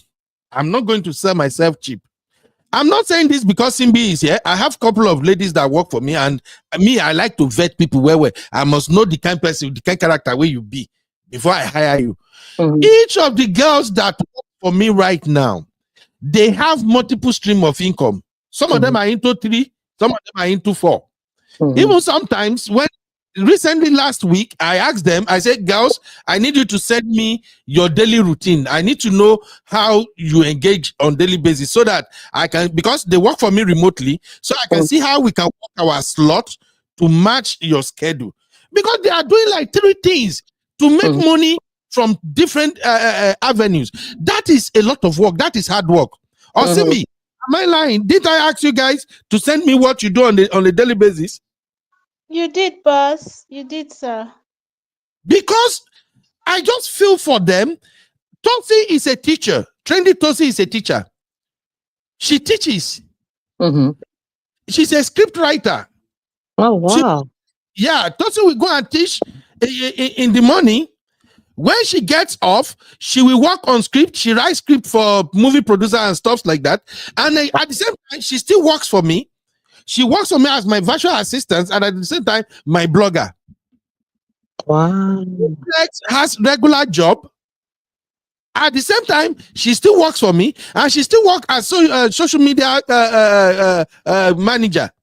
So I know each 3 of them. They are into different 3 types of hustles. These are girls who feel like, you know what? I am not selling myself cheap for any freaky person. But how many Nigerian girls can do that? When you see your mate, they wear Brazilian wig. What they call that? Is it human hair? Is it human hair? What they call that Lambo one? for Lamba. That one that long to their bum bum. I don't even know what. Bone straight. Is it bone straight? Bone straight. Bone straight. I don't even know. And those things are expensive. Honestly speaking. How do you? The pressure is out there. So it takes a girl that is well raised in a society like Nigeria to say, you know what? I will keep on grinding. I will keep on hustling, and it is exhausting. Ben, it's hard. Do you know when it was time for me to leave? You know, my father was like, "You're not going back to America." My mother was in between. My father, you know, one of the reasons why I did not want to stay. First of all, it was I had the, you know, being a citizen of America, why I would take the opportunity. But you know, another reason why, Ben, I did not want to go to school in university in Nigeria, the competition. If you see Uniport, because I went to UDSS, then right there in UDSS, you will see, because we're right there in the campus, you see the way they dress. I'm like, how the hell am I going to compete with that? I can't compete with this. I'm like, I said, no, I can't stay here, because if you don't dress like them, the way they will treat you like garbage, and that can make someone even fall into those type of foolishness. It is what it is, my sister. It's frustrating. Look at young men. Uncle Just Ben, look. Sir. Uncle Ben, I think the root of we are just looking at the fruits. We are not looking at the roots. I can never converse for ladies that do not cherish hard work. But at the same time, our society is breeding all these miscreants that we are calling out now. Why? This society that doesn't care how you make money, just make the money. This society. Hey, Mr. Dayo, your network, you see, these are the problems. In this 21st century, these are people who pay for data in Nigeria. Yeah, Uncle Ben, she talks about that data too. MTN is doing too much. MTN is doing way too much. Mr. Dayo, we can't hear you again. I think your internet don't work out. Please let us know when you are back, sir. Sister Natu, I beg, help us give your final take. Make I round up this segment, because I'm going. MTN is doing too much. Etisalat has not had network in 3 weeks. Eh? I'm serious. Etisalat has not had network in 3 weeks. One of my cousin's wife, they hacked her account. She's trying to get it back, but it's linked to her Etisalat number and there's no network. Sister Natu, I beg, I no feel laugh. Make we never even talk of that network shit. You understand what I'm saying? So if this is a life-threatening situation, and the only person has the Etisalat, so the person cannot. Do you understand what I'm saying? So because there are no regulatory bodies, even the regulatory bodies itself, they are already I don't even know the right word to use. They are corrupt. Nobody is regulating notice. It's not. Exactly. So the people that are going to go and fight these people, once they reach there, they give them something, they leave you and they move on. Is that how it's supposed to be? Is that what you call compliance? So there's nobody checking anybody. Somebody just do what they want to do. That's what's meant. But that woman, we shall not go leave her. You go people like her. People like her are the people in her WhatsApp group are the ones frustrating Nigerian youth. I will continue to drag them by the blockers until we fish them one by one. That's what's gonna happen. These are the problems. This is how low Nigeria has become. Back in the days in Nigeria, women don't support rubbish. Our mothers don't support nonsense. Back in the days in Nigeria, but look at what is happening now in politics. Uncle Ben, this woman that NYC in the same WhatsApp group with Oluwadola's mother, the one that they are calling your son out on live stream, and you are joining live stream to beg that the person should go. True, yes. That's their WhatsApp group. Yes, ma'am. That's their WhatsApp group. If somebody marry your son and your son is not doing right, and the person, let me tell you something. One of my cousins had a problem with his wife, and the wife was complaining, and they are saying that, oh, my auntie is saying that the boy don't have problem. I tell the wife that I'm just sympathizing with her. I can speak to him as can speak for him as my brother, but on the husband's side, I cannot speak on that one because nobody has ever been married to him except you. So we can know the way he can act that way. We can't know the other way. So why should you defend that way? You understand what I'm saying? If the girl is airing her grievances, it's fine. Let her see what's in her mind. Because common man cannot even eat Nigeria again. If you want to go out from your house and go and do something, you have to compound everything and do it in one day because of transportation costs. Transportation that is used for 1 week is 1 day transportation cost now. From point A to point B, 500 naira, 1,000 naira. From my house, where I live in Kaduna, Gonigora to Kaswa, it used to be like around 100 naira. Now it's almost 1K. For what? Imagine. For what? And then you say people should not talk. Does that make sense? And then the useless woman talking. I bet you she's even talking because she's hoping that she's going to get some kind of favor from Tinubu. That's why I'm telling you yesterday, when they came to that event, they were talking. You will know that all of them are ass kissers. The only thing they kept saying was that, oh my God, President Tinubu is a he for she, is supporting women. Look at how he's including women. Okay, he's including women. What have you done for the women? They have given you position. But what you are there, what have you gone to table to the president that has to do with women that will benefit? What have you gone to table? Do you understand what I'm saying? That's what I was trying to tell Ben, even though Ben explained to me that, because they all owe each other favors. That's why. But I get the point. But still, what did he do? Nothing. Yeah, thank you. I see. But because the women there are not doing anything. Yesterday, out of all the people that spoke, only one woman from Jigawa that said something. She said, all of you saying he for she. Do we have she for she? Are women supporting women? Are women pushing women? Are women mentoring women? Are women mentioning other women's name in the room? No. Once everybody just gets a place in the table, it's all about them. Chicken. They don't want to discuss anybody. They don't want to discuss anything again. They hate each other. They don't even like each other. Thank you, everybody. I know this conversation is passionate. Ben has to go to work. We're going to continue to have this particular series. I will create a playlist for it. It's called How to Fix Nigeria. So anytime you just want to chill at home and listen to some, just come to this Uncle Beno channel, go to that playlist, How to Fix Nigeria. This is episode 2. So we will continue the conversation, but let's hear Sister Grace, and Mr. Dayo is back too. Sister Grace, welcome, my sister. How are you doing, ma? Good evening, everyone. Sorry, I'm just joining you a bit late. I didn't follow. I didn't know what you're talking about. I want to assume it's about our country, Nigeria, regarding the NYC lady, VDM, and all the likes. So I just want to assume. Yeah. I've been listening to the whole saga, the girl crying out so emotionally, speaking about what's happening in the country, about the price of egg and all that. And I really commend her effort. And going back again, the lady scolding her, if that is what you're talking about.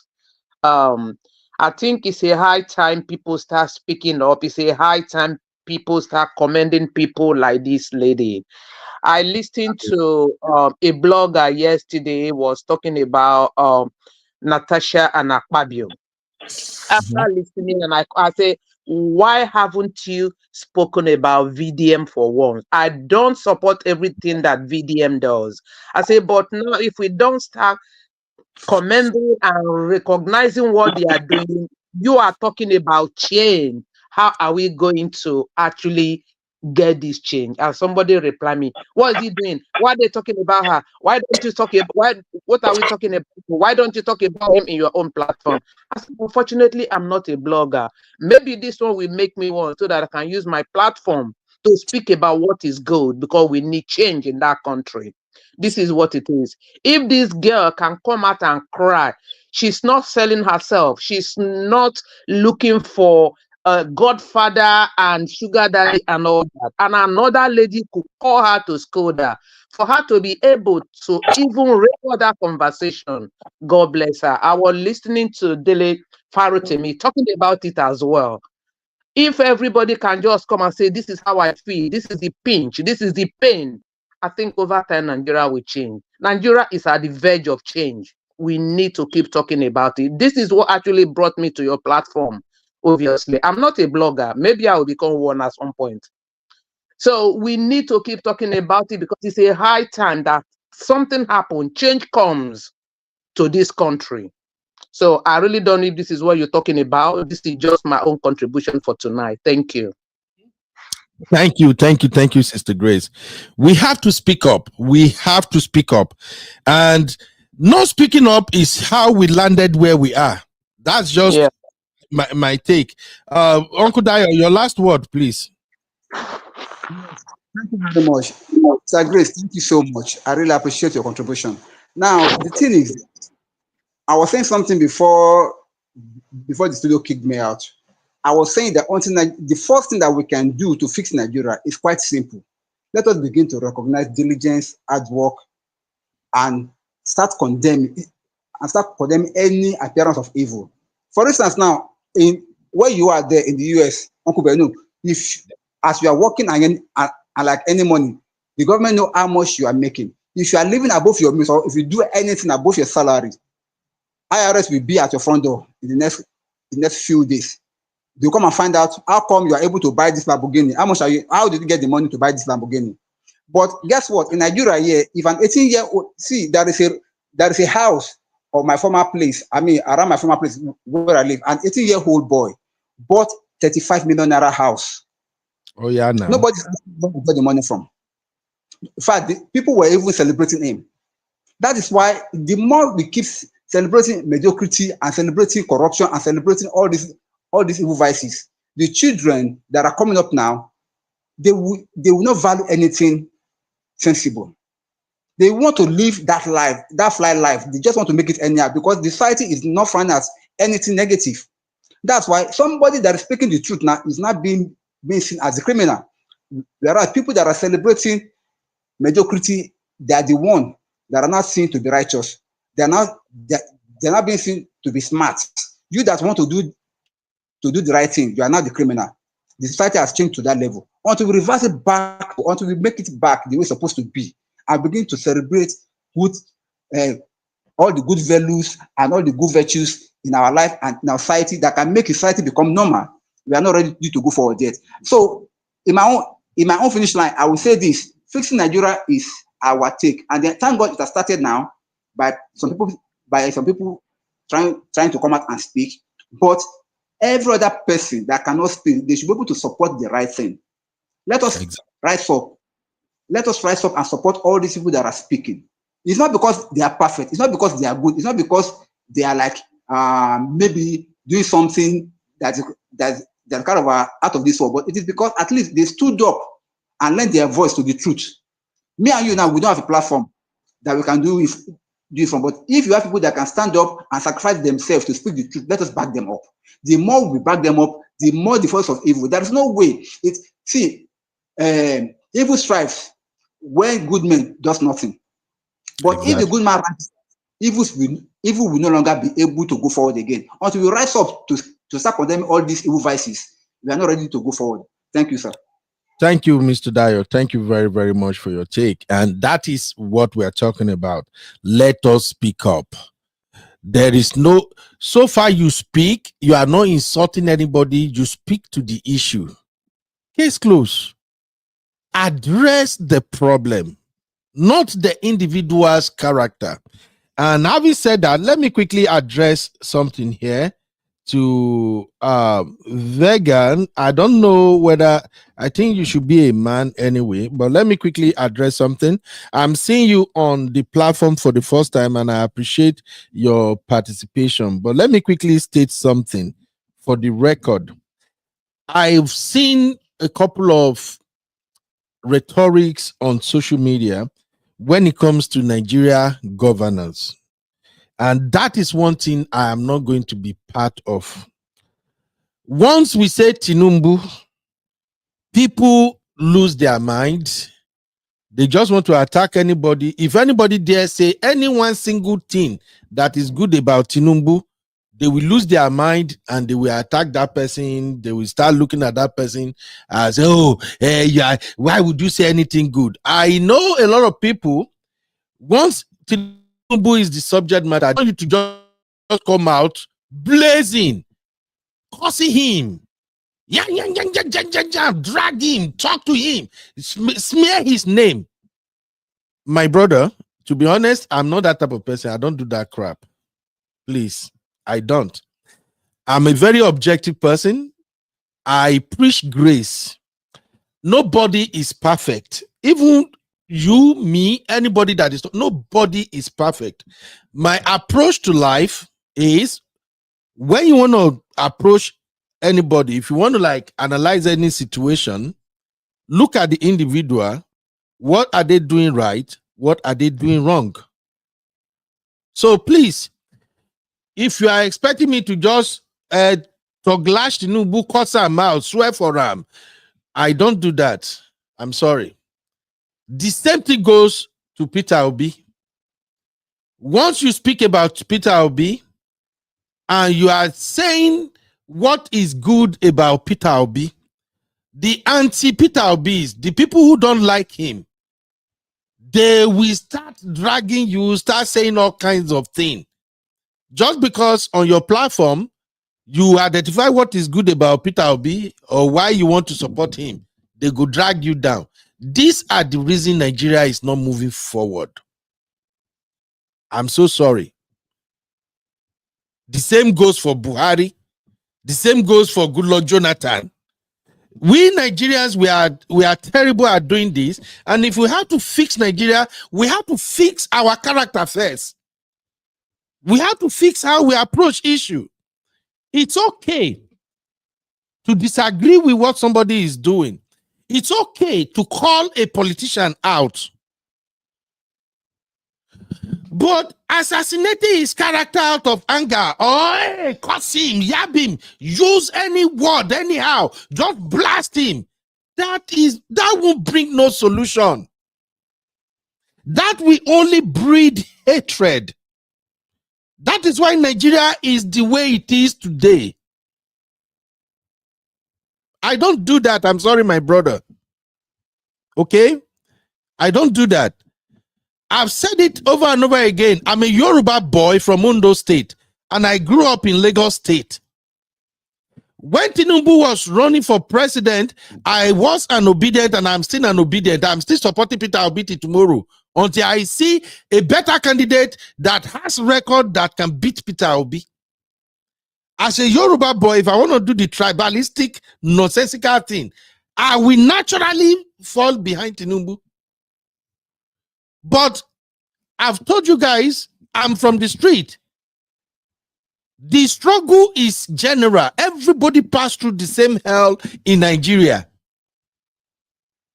If an Hausa man is the president, that does not mean that the bread they are buying in North is different from the price of bread you are buying in the South.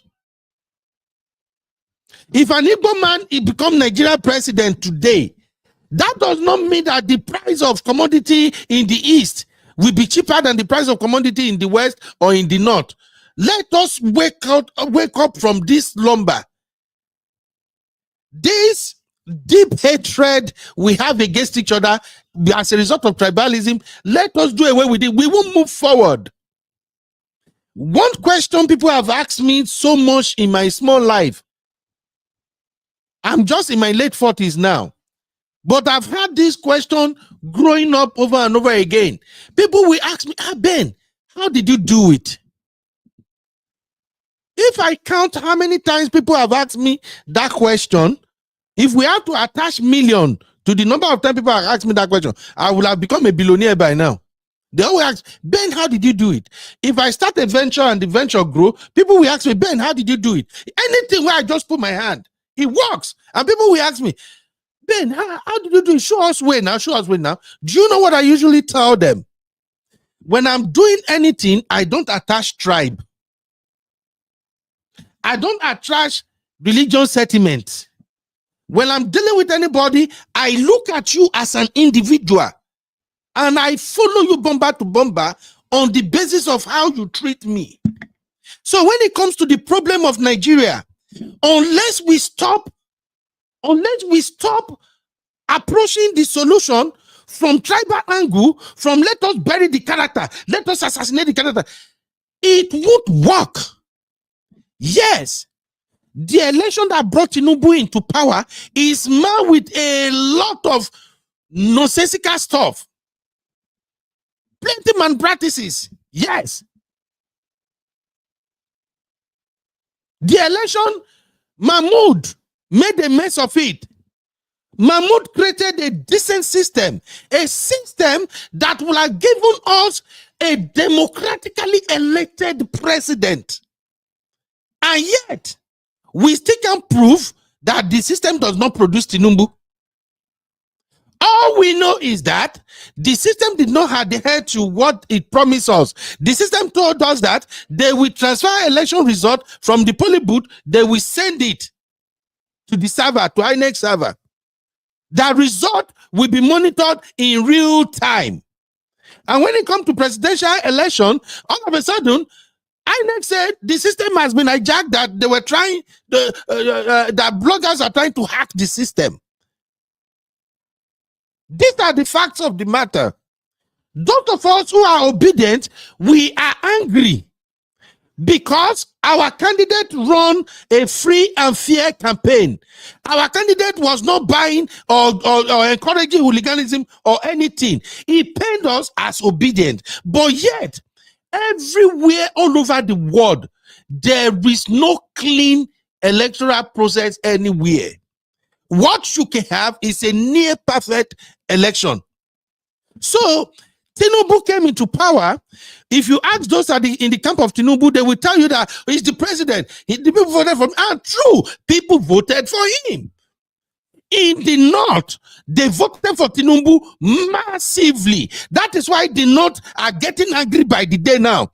That is why the North, they don't like him. Because if not for the North, he can't even garner that much vote.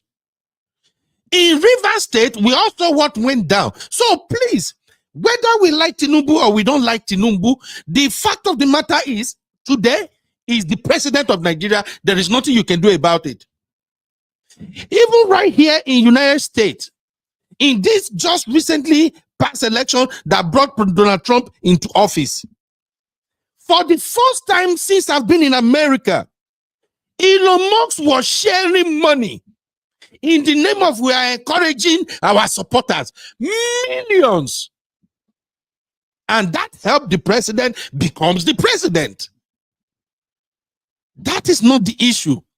The issue is whoever is the president, how is your administration affecting the people? Are you doing things that is bringing socioeconomic development? Are we building infrastructures? Are you fighting corruption? Can the common man live and eat fine without praying day and night, doing night vigil? These are the questions. So please, to my brother, I know you are not the only one, but there's many people like that who, once they see that you mention even one or two things that is good about Tinubu, they will just lose it. That is not how I operate, my brother. I deal with individuals on the basis of their character, on the basis of what they do. To be frank with you, I have fight over and over with a lot of my APC friends. I call them out and I tell them, oh, you people are all suffering. And the people where they vex me past, they are the people in the grassroots. There are people who have no connection to Tinubu, no connection to no politicians. And just because by the virtue of being Yoruba, they will say the truth. I've had issues with them. And yet, we have millions of Yorubas that does not really support Tinubu, that don't buy his politics. Let's call it what it is. And as time goes on, as we're talking about fixing Nigeria, maybe I will say some things here that it will even shock some of you. And this is why sometimes I like to address my Igbo brothers and sisters. For instance, I was having a conversation with my Igbo friends here in US one time, just because of this Tinubu matter and Lagos matter. Did you know that about 80% of Igbos, they thought when they say Yoruba, they think all Yorubas are from Lagos. About 80% of Igbos, anything that has to do with whatever the Lagos Yorubas did to Igbos, they take it out on all Yorubas. I'm sorry to say, it's the reality. One time I was having this conversation with my Igbo friends, and it was during this demolition in Lagos, all these houses that demolition and everything. And when we had that conversation, and they were like, you Yoruba people, I don't know why you Yoruba people are always doing this. And then I asked them, just out of curiosity, I've never thought of that angle before. Just out of curiosity, I asked them. And these are my sister and brothers, Igbo friends that I respect a lot. So I asked them, by the way, do you know where my own Yoruba is from? What do you mean your own Yoruba? No be una people, una Tinubu, no be una people, they do everything for Lagos. Yoruba people, una they betray us, una they maltreat us. I say, no, wait. I'm just asking. Do you know my part of Yoruba as your friend, as Ben? What part of Yoruba? My brain now do ding ding. And I say, wait, so you guys don't know that my Yoruba is different from Lagos Yoruba? That's when I started educating them that, listen, when you hear Western states, Yoruba has 6 major states. And each of these Yoruba states, they are different from one another. We speak different language. I have to explain to them that, in fact, from my place in Ondo State to Lagos, it's about 4 hours drive. I have to explain that Oyo Yoruba is different from Lagos Yoruba. Ondo Yoruba is different from Lagos Yoruba. Ogun Yoruba is different from Lagos Yoruba. Oshu Yoruba is different from Lagos Yoruba. So please, maybe another day, we will dive deep down into this matter. We have to stop this thing of let us go tribal. That is why we are stuck where we are, that we don't move forward. The only people who are progressing in Nigeria are politicians. Go and look at their houses. Now they are flying jets. Do you know how many jets you have in Nigeria now? So please, my brother, this is not about you, but I've seen this. I've seen people go with this rhetoric so much.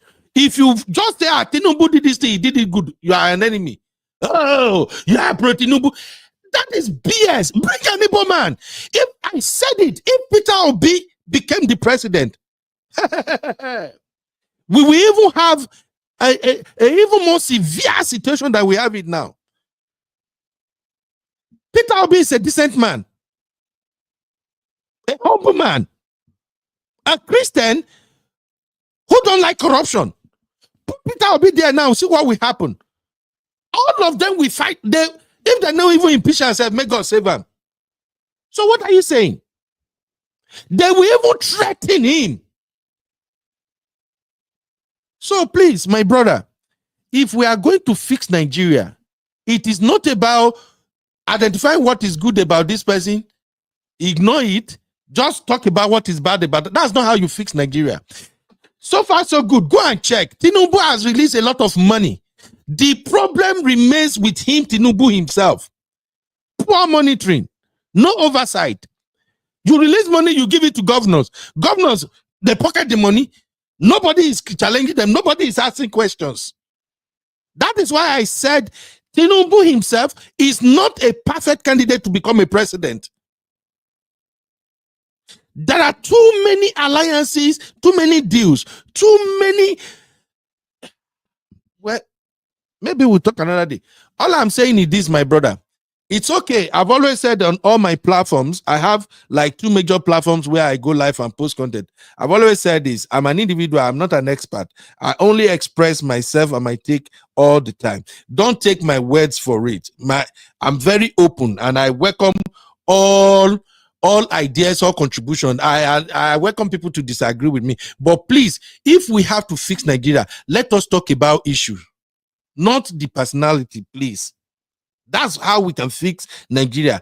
Even if you bring Angel to govern Nigeria, with all this mess we have going on, with NYSC director threatening somebody who simply said inflation is too high in the country, with we individuals kidnapping each other, with we individuals creating a lot of mess. May we not even go there, please. If we have to fix Nigeria, let us focus on issue. Forget personality. I've seen people attack Tinubu. Yes, that he deserves it because he's the president. If you fought your way to become the president, then deliver the dividends of democracy. If you don't deliver the dividends of democracy, we will call you out. We will come after you. And that is why I said I give Tinubu credit, because he understands that as somebody in a position of leadership, especially in a democratic setting, they will call you out. But let that address this issue. Don't address people who express their opinion in a certain way. I'm a podcaster.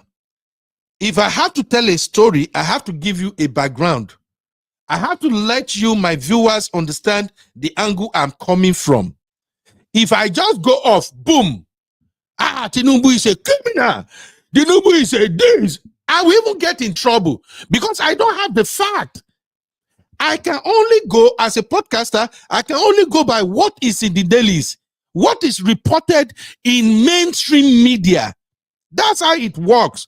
So please, we Nigerians, don't expect to go to somebody's platform and expect that person to just start to be dragging somebody in a position of authority. You start dragging his name without evidence. If I should go and say, oh, Tinubu is a thief, Tinubu, he finds certificate, do I have the evidence? Does that matter?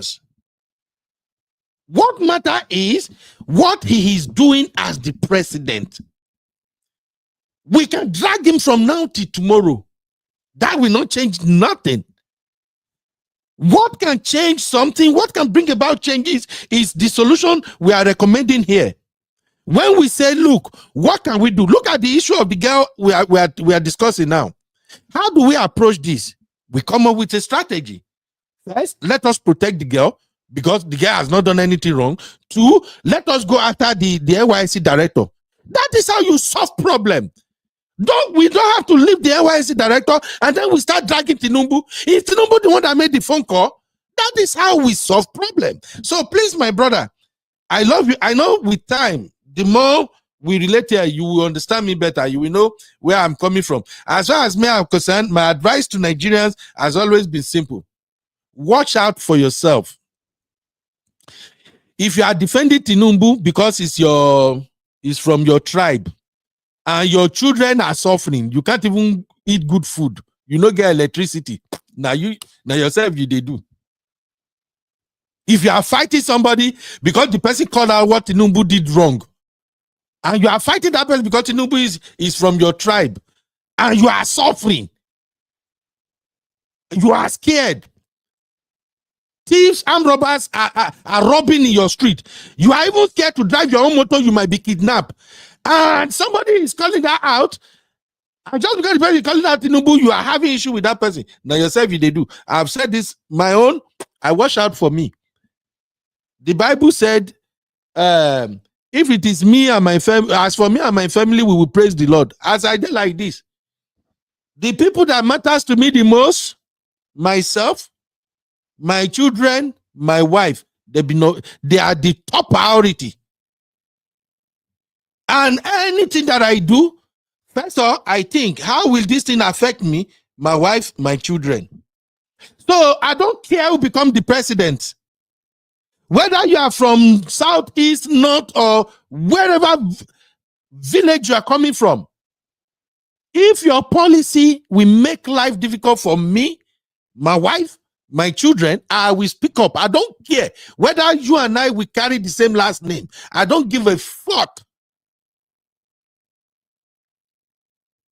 That's what Nigerians need to know. You come first. It doesn't matter who is the president. If their policy is making life difficult for you, you speak up for yourself. Not the tribalism thing, say, man, no talk, no my person.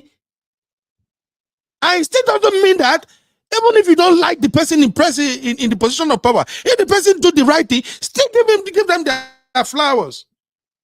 That's how it works. A lot of people don't like President Trump. Many people don't like him. But from the one when he came into office, he signed about 70 executive orders. Among those executive orders, he signed one where he said, as from this moment henceforth, America will be known for two gender, male and female.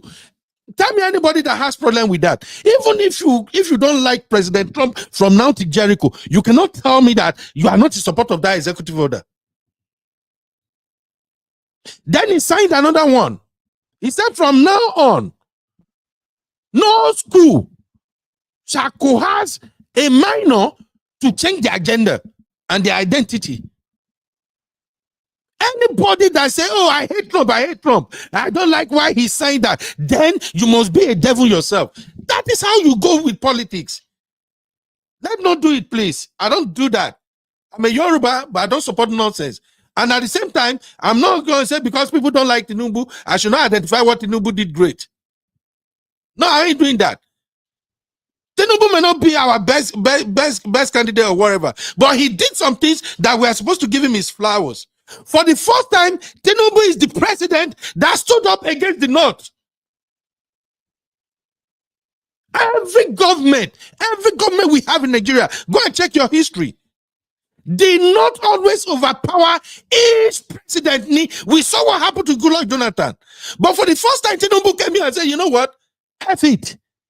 It's not going to be the same. It's going to be the same game as usual. You folks in the North, no, we're not doing it like that this way. This time around, I'm in charge. You can even see the way El-Rufai is fighting him now. That is politician. That is politics. I don't care whatever they are doing. What I care about is what concerns me, what concerns my friends, what concerns people that I know in Nigeria, what concerns the suffering masses in Nigeria. That is what matters to me. Period. I don't care. I don't do no tribe. He doesn't feed me. Peter Obi don't feed me. Nobody. They don't even know I exist. The only thing that matters to me is if I have property in Nigeria, is my property protected? If I choose to say, okay, next month, babe, let's go to Nigeria, let's go have vacation, I will save. I spoke with my sisters, Sister Rose, so many times, and Sister Rose will tell me her worries. Are we supposed to be worrying? I only concern myself about what matters and what is good for the people who are suffering. So I don't care whoever is the president. So far, you are doing the right thing. I praise you. You do the wrong thing. I praise you. Period. So thank you. I'm sorry that I ranted, but it's because I've seen that narrative so long. People are moving around. Once they see you talk any one small good thing about Tinubu, they are appeased. You can identify 20 things that Tinubu is doing wrong. But if you say, Tinubu actually did this one right, Otto, oh, you are pro Tinubu, that's how it works. As a podcaster, you have to be objective. I've criticized Very Dark Man so many times here. I'm still one of his #1 fan. Anytime, any day. And I made it clear why I supported him and what I don't like about him. That is how you roll. That is how you fix a society. Not by going by, if we say this person is black, let's just put this person black. No, I don't do that. I'm sorry. Sister Grace, you came back again. Sorry, Gary. I just have to No, I was saying, Uncle Beno, take it easy. You were really ranting. It's all right. Sorry. No problem, man. You know, we have to continue. This is part of the reason why a lot of people don't want to speak on their platform, because they are afraid. How will people respond? Let me say what they want to hear. Well, say what they want to hear. Say what they want. It's how we mess up Nigeria. Pastors can't speak truth no more because they are afraid. If I tell my congregation the truth, they're not going to come back. Yeah. I remember when Christ Embassy started in Nigeria, my friend, one of my closest friends, he is a Christ Embassy member. One day, my friend came with Jericho. He said, "Boyo," and I'm like, "Dude, what's up? What's going on? Why you Jericho? Oh, you know, you have to follow the leader, Pastor Chris. You see, he's here, so we are following him." I'm like, blood of Zachariah, really? Then we started arguing. Then I'm like, wait, I really like the way they are worshiping in Christ Embassy and everything, but I don't like how women, they can wear anything they want, everything. It's like it's taking away the sanctity of worshiping God. Then my friend said, "Oh, you know what? Pastor Chris actually preached. He said, allow everybody to come. When they come, when you preach, gradually they will be changing." Come the way you are, you change when you see. You heard that gospel, Abby? That is how the whole mess started in the Pentecostal ministries. Before, when people go to church, women will cover their hair. Men, when you go to church, you remove your cap. You dress decently. When you go to church, you are expecting the pastors to preach true gospel that will change. Gospel of love. Uncle Ben, that doesn't make anyone a Christian. Look at it today. The Mountain on Fire, the Deeper Life, and all the so-called. Does that make them the real Christian? Absolutely not. So it doesn't really matter. Christianity is a thing of the mind and how you know God. Thank you, ma. But here is the problem with us in Nigeria. Once we say, "Oh, it really doesn't matter. Let's not conform with this. This is old school. This is now new school. Let's do it this way. Let's do it that way." We are messing up our society. People are just not reading the Bible for themselves. That is the problem. I agree. It's in Nigeria. I agree, man. But the earlier we start fixing stuffs like that, the better for us all. The bottom line is, from Christianity to Babalawo to politics, we do things the same way in Nigeria. No. Don't talk. Don't let them vex. Don't say, just tell them what they want to hear. That is how we destroy Nigeria till now. And that is why people are not speaking out no more. If you go to Nigeria now, the people who are even doing most of the terrible things, they are Christians. If they are not Christian, they will be Muslim. People who claim Exactly. Because religious extremists.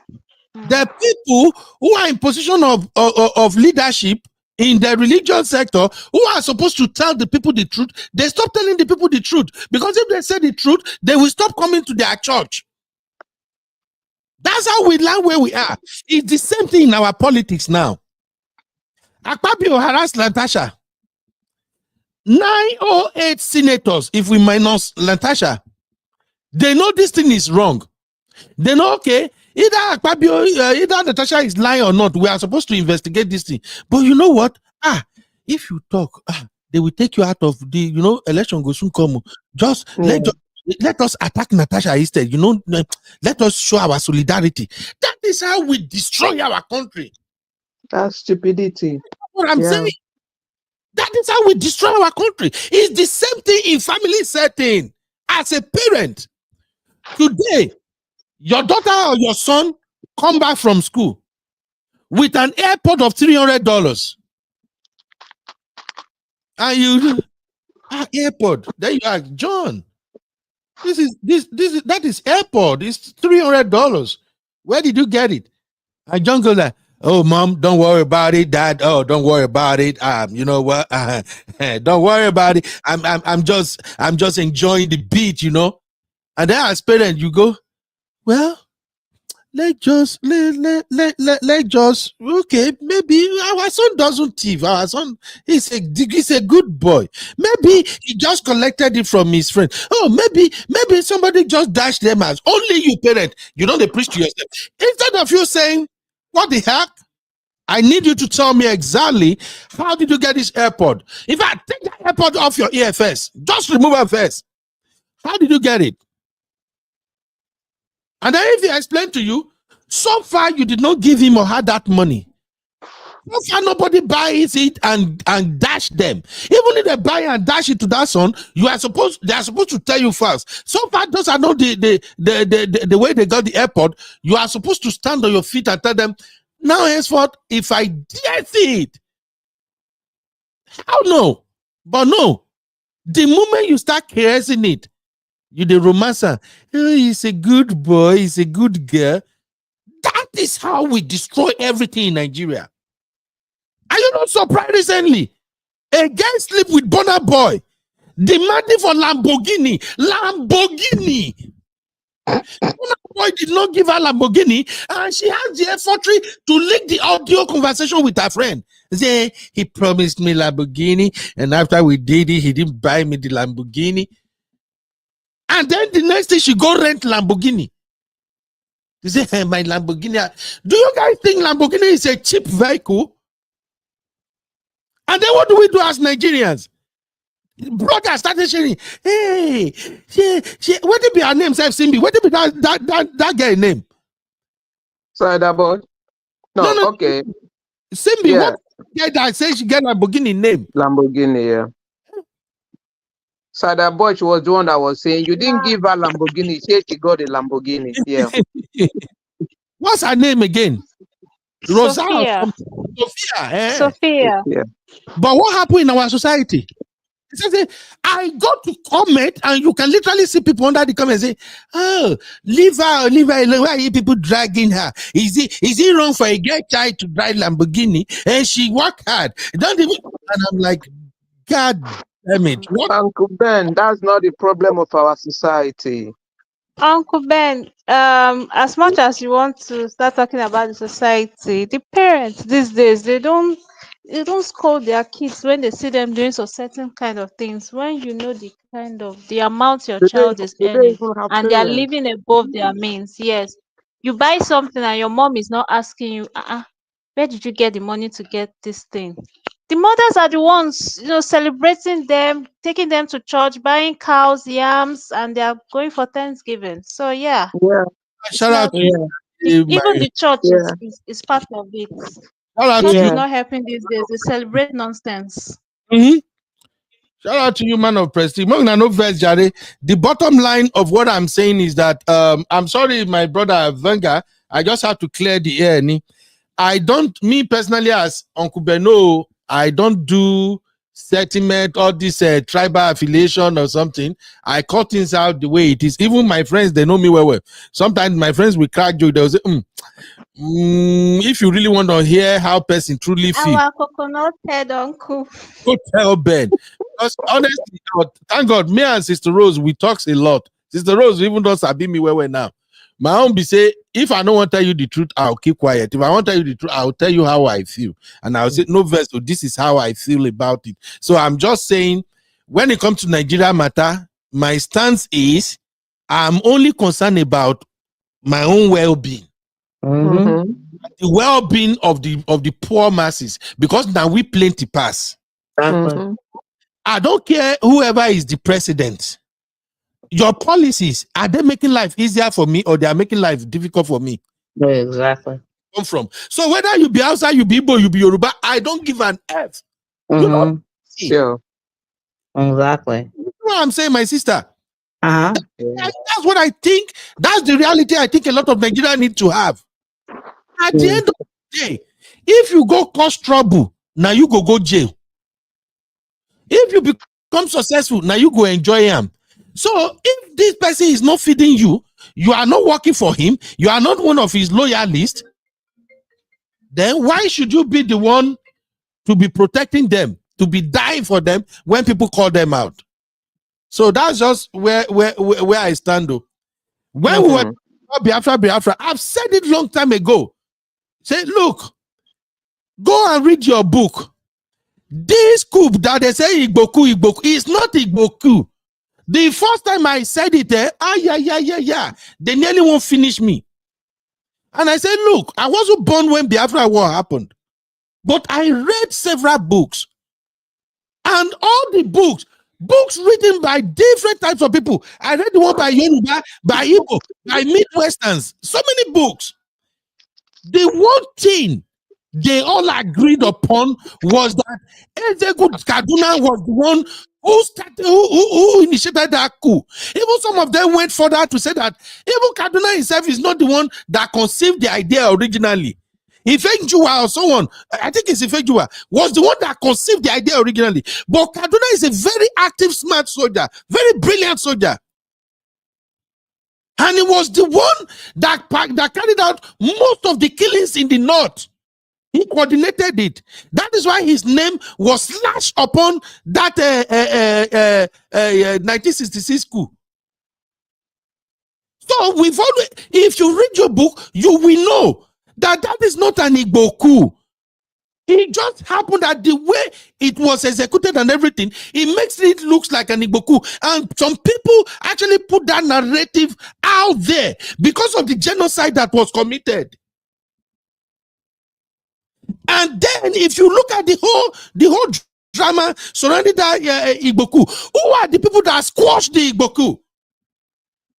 Agoy Ironsi and Ojukwu. These two people are occupying strategic position. If this was an Igbo coup, why are they the one who squash it? But we don't want to hear the truth. As I just say it now, there are still some Yoruba men or Northern men that will hear what I just say now, and they'll say, this boy is a fool. He's a dumbass. They won't just accept it. Why does it now have to take Babangida or 4 people to now come around and say the coup actually was not an Igbo coup, after they have used that to destroy the country for way too long? After they have used that to put Nigeria down. Do you know what politically they've did to the eastern part of Nigeria because of this quote and unquote Igbo coup? Do you know you are supposed to have big port authority, at least 2 in that region? Do you know what will happen if you have ports in places like Onitsha? I don't know if you guys get what I'm saying. I've said it here one time.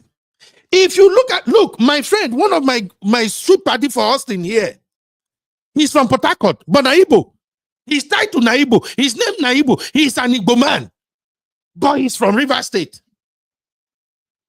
Wike an Igbo abi Niger? Go to Delta.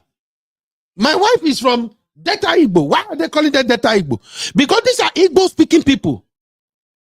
Politically, they've carved out the entire map in such a way that Igbo were restricted to, is it just 5 states? Are there 6 states now? Igbos were restricted to that. Politically, that region of the country has been denied of so many things. Now, where am I going with this? Imagine if they have not been using that Igboku. Imagine if development have spread all around Nigeria. Do you think Lagos will be congested? This guy now in our video today now, you know, Lagos is smelling, everywhere is dirty. That is what you get as a result of congestion. Lagos is just like New York. Oh, Sister Rose is here. Sister Rose, how New York be? Because of population. Everybody want to live in New York. It's kind of dirty now. Oh. Uh-huh. It's the same. Yeah. Now, if development has been spread across Nigeria, do you think Lagos will be congested? Nope. Do you think we won't have jobs? But because of that crazy narrative, is Igboku, is the Igboku. They created this evil that pervade from one, that is moving, transfer from one generation to another, generation to another. They created this abstract division that enable only the elites to be stealing and looting the country dry. Why they are enriching themselves? Go to Abuja. Igbo politicians, Yoruba politicians, Hausa politicians, they are all together. Look at the Natasha case. It tells you everything you want to hear. Just check the Natasha case. You think all of them that are supporting Akpabio, don't you see Igbo men on TV supporting Akpabio? Yoruba, don't you see Yoruba supporting Akpabio? Yeah. What does that tell you? The division of Nigeria through tribal line, religious line, ethnicity, and all that crap, it favors the elite. How do we rescue our country from this evil? We have to start speaking out, and we have to start saying that it is not a bad thing to say, okay, this president, he did this one good, but he did this one bad. I rest my case. Sister Grace and Sister Rose, thank you for being here with me, Jerry. Okay. Well done. I think just rest me. Well done. my sisters, Simon and no verse. And I go say, oh, my brother, don't rant today. You see, I try to run away from Nigerian things. When it comes to this conversation, I try to run away, but I can't. The more I try to run, come back to read me. The same, the same. I feel the same. It is annoying. It is annoying. Very. Just ignore them. When it comes to the politics, just ignore them. How do we fix Nigeria? Yes, we can talk about it. We can rant about it. Yes. How do we fix that country? I think it is high time we start speaking up like that guy did. Yeah. Well, that's what I was telling them. And I think that this, from what I'm seeing, before you came in, I was telling Ben that I think that we are now getting to that place where Nigerians are becoming less afraid and more and talking more. And I think we're going to see something major, I think, within the next 2 to 3 years. I guess it will. It will if more people can speak up. I tell you, Nigerians are very easy to control. Once Nigerians see, once these politicians, now then they fear pass. Once they see that your voices are loud, that you are calling out their BS and you don't give a fuck about the money they are spreading, they will all behave. I've said the only president that we take serious in Nigeria, now president that his manifesto will include, from the first 3 months in office, I am going to build at least 4 additional prisons across this nation. I go stand up. I go even spend my money. We must elect that president. You can't fix a country if people don't go to jail. My sister, for you people are in Western world now, Sister Grace and Sister Rose. Don't people go to jail when they commit crime? Yep. Yeah. Unfortunately, the jail in Nigeria is for the poor. Exactly. It's not for the criminal. That is what the problem is going to be. That's why I'm saying the day I see a president that say I will build more jails, I already know this is my president. You know why? Because a lot of people in high places in Nigeria are supposed to be in jail. They all of them know each other's secret. They are thieves. When you see people who can't talk, in the face of oppression, they can't talk. They don't say that. There is a news that is trending. I will do that later today. Do you know First Bank? First Bank that I can literally lay down my life for. I've even do promotion, free promotion for First Bank before. Say if you want to save money from generation to generation, if you want your third generation to come and meet money, go and put that money in First Bank, nothing will happen. Guess what happened? One man put it in a fixed deposit, 550 million in a fixed deposit. Just because the money has been there for long, they cleared the money. The news is, oh my God. Oh, they cleared them. Remember a few months, about 2 months ago or 1 month, when Very Dark Man was trying to help one woman, where his brother saying leave money for bank. That money will not hear the end of it. No. Most people in First Bank And that Access Bank, all the people involved in those scandals, are they not supposed to be investigated and sent to jail? Yes. Why? Because who owns the banks? Oh, they're friends. Well, a day. Thank you, ladies and gentlemen. I'll see you guys tomorrow. All right. Let me leave you guys with very dark man take on this matter. Thank you, Auntie Grace. Thank you, Sister Rose. I love you all. Thank you. My Thank you. man of Bye. prestige to you. I see man of prestige vegan. They are having a really tough conversation. I will read all these comments later. Oh my God. All right. Thank you, ladies and gentlemen. Man of prestige, shout out to you, Baba.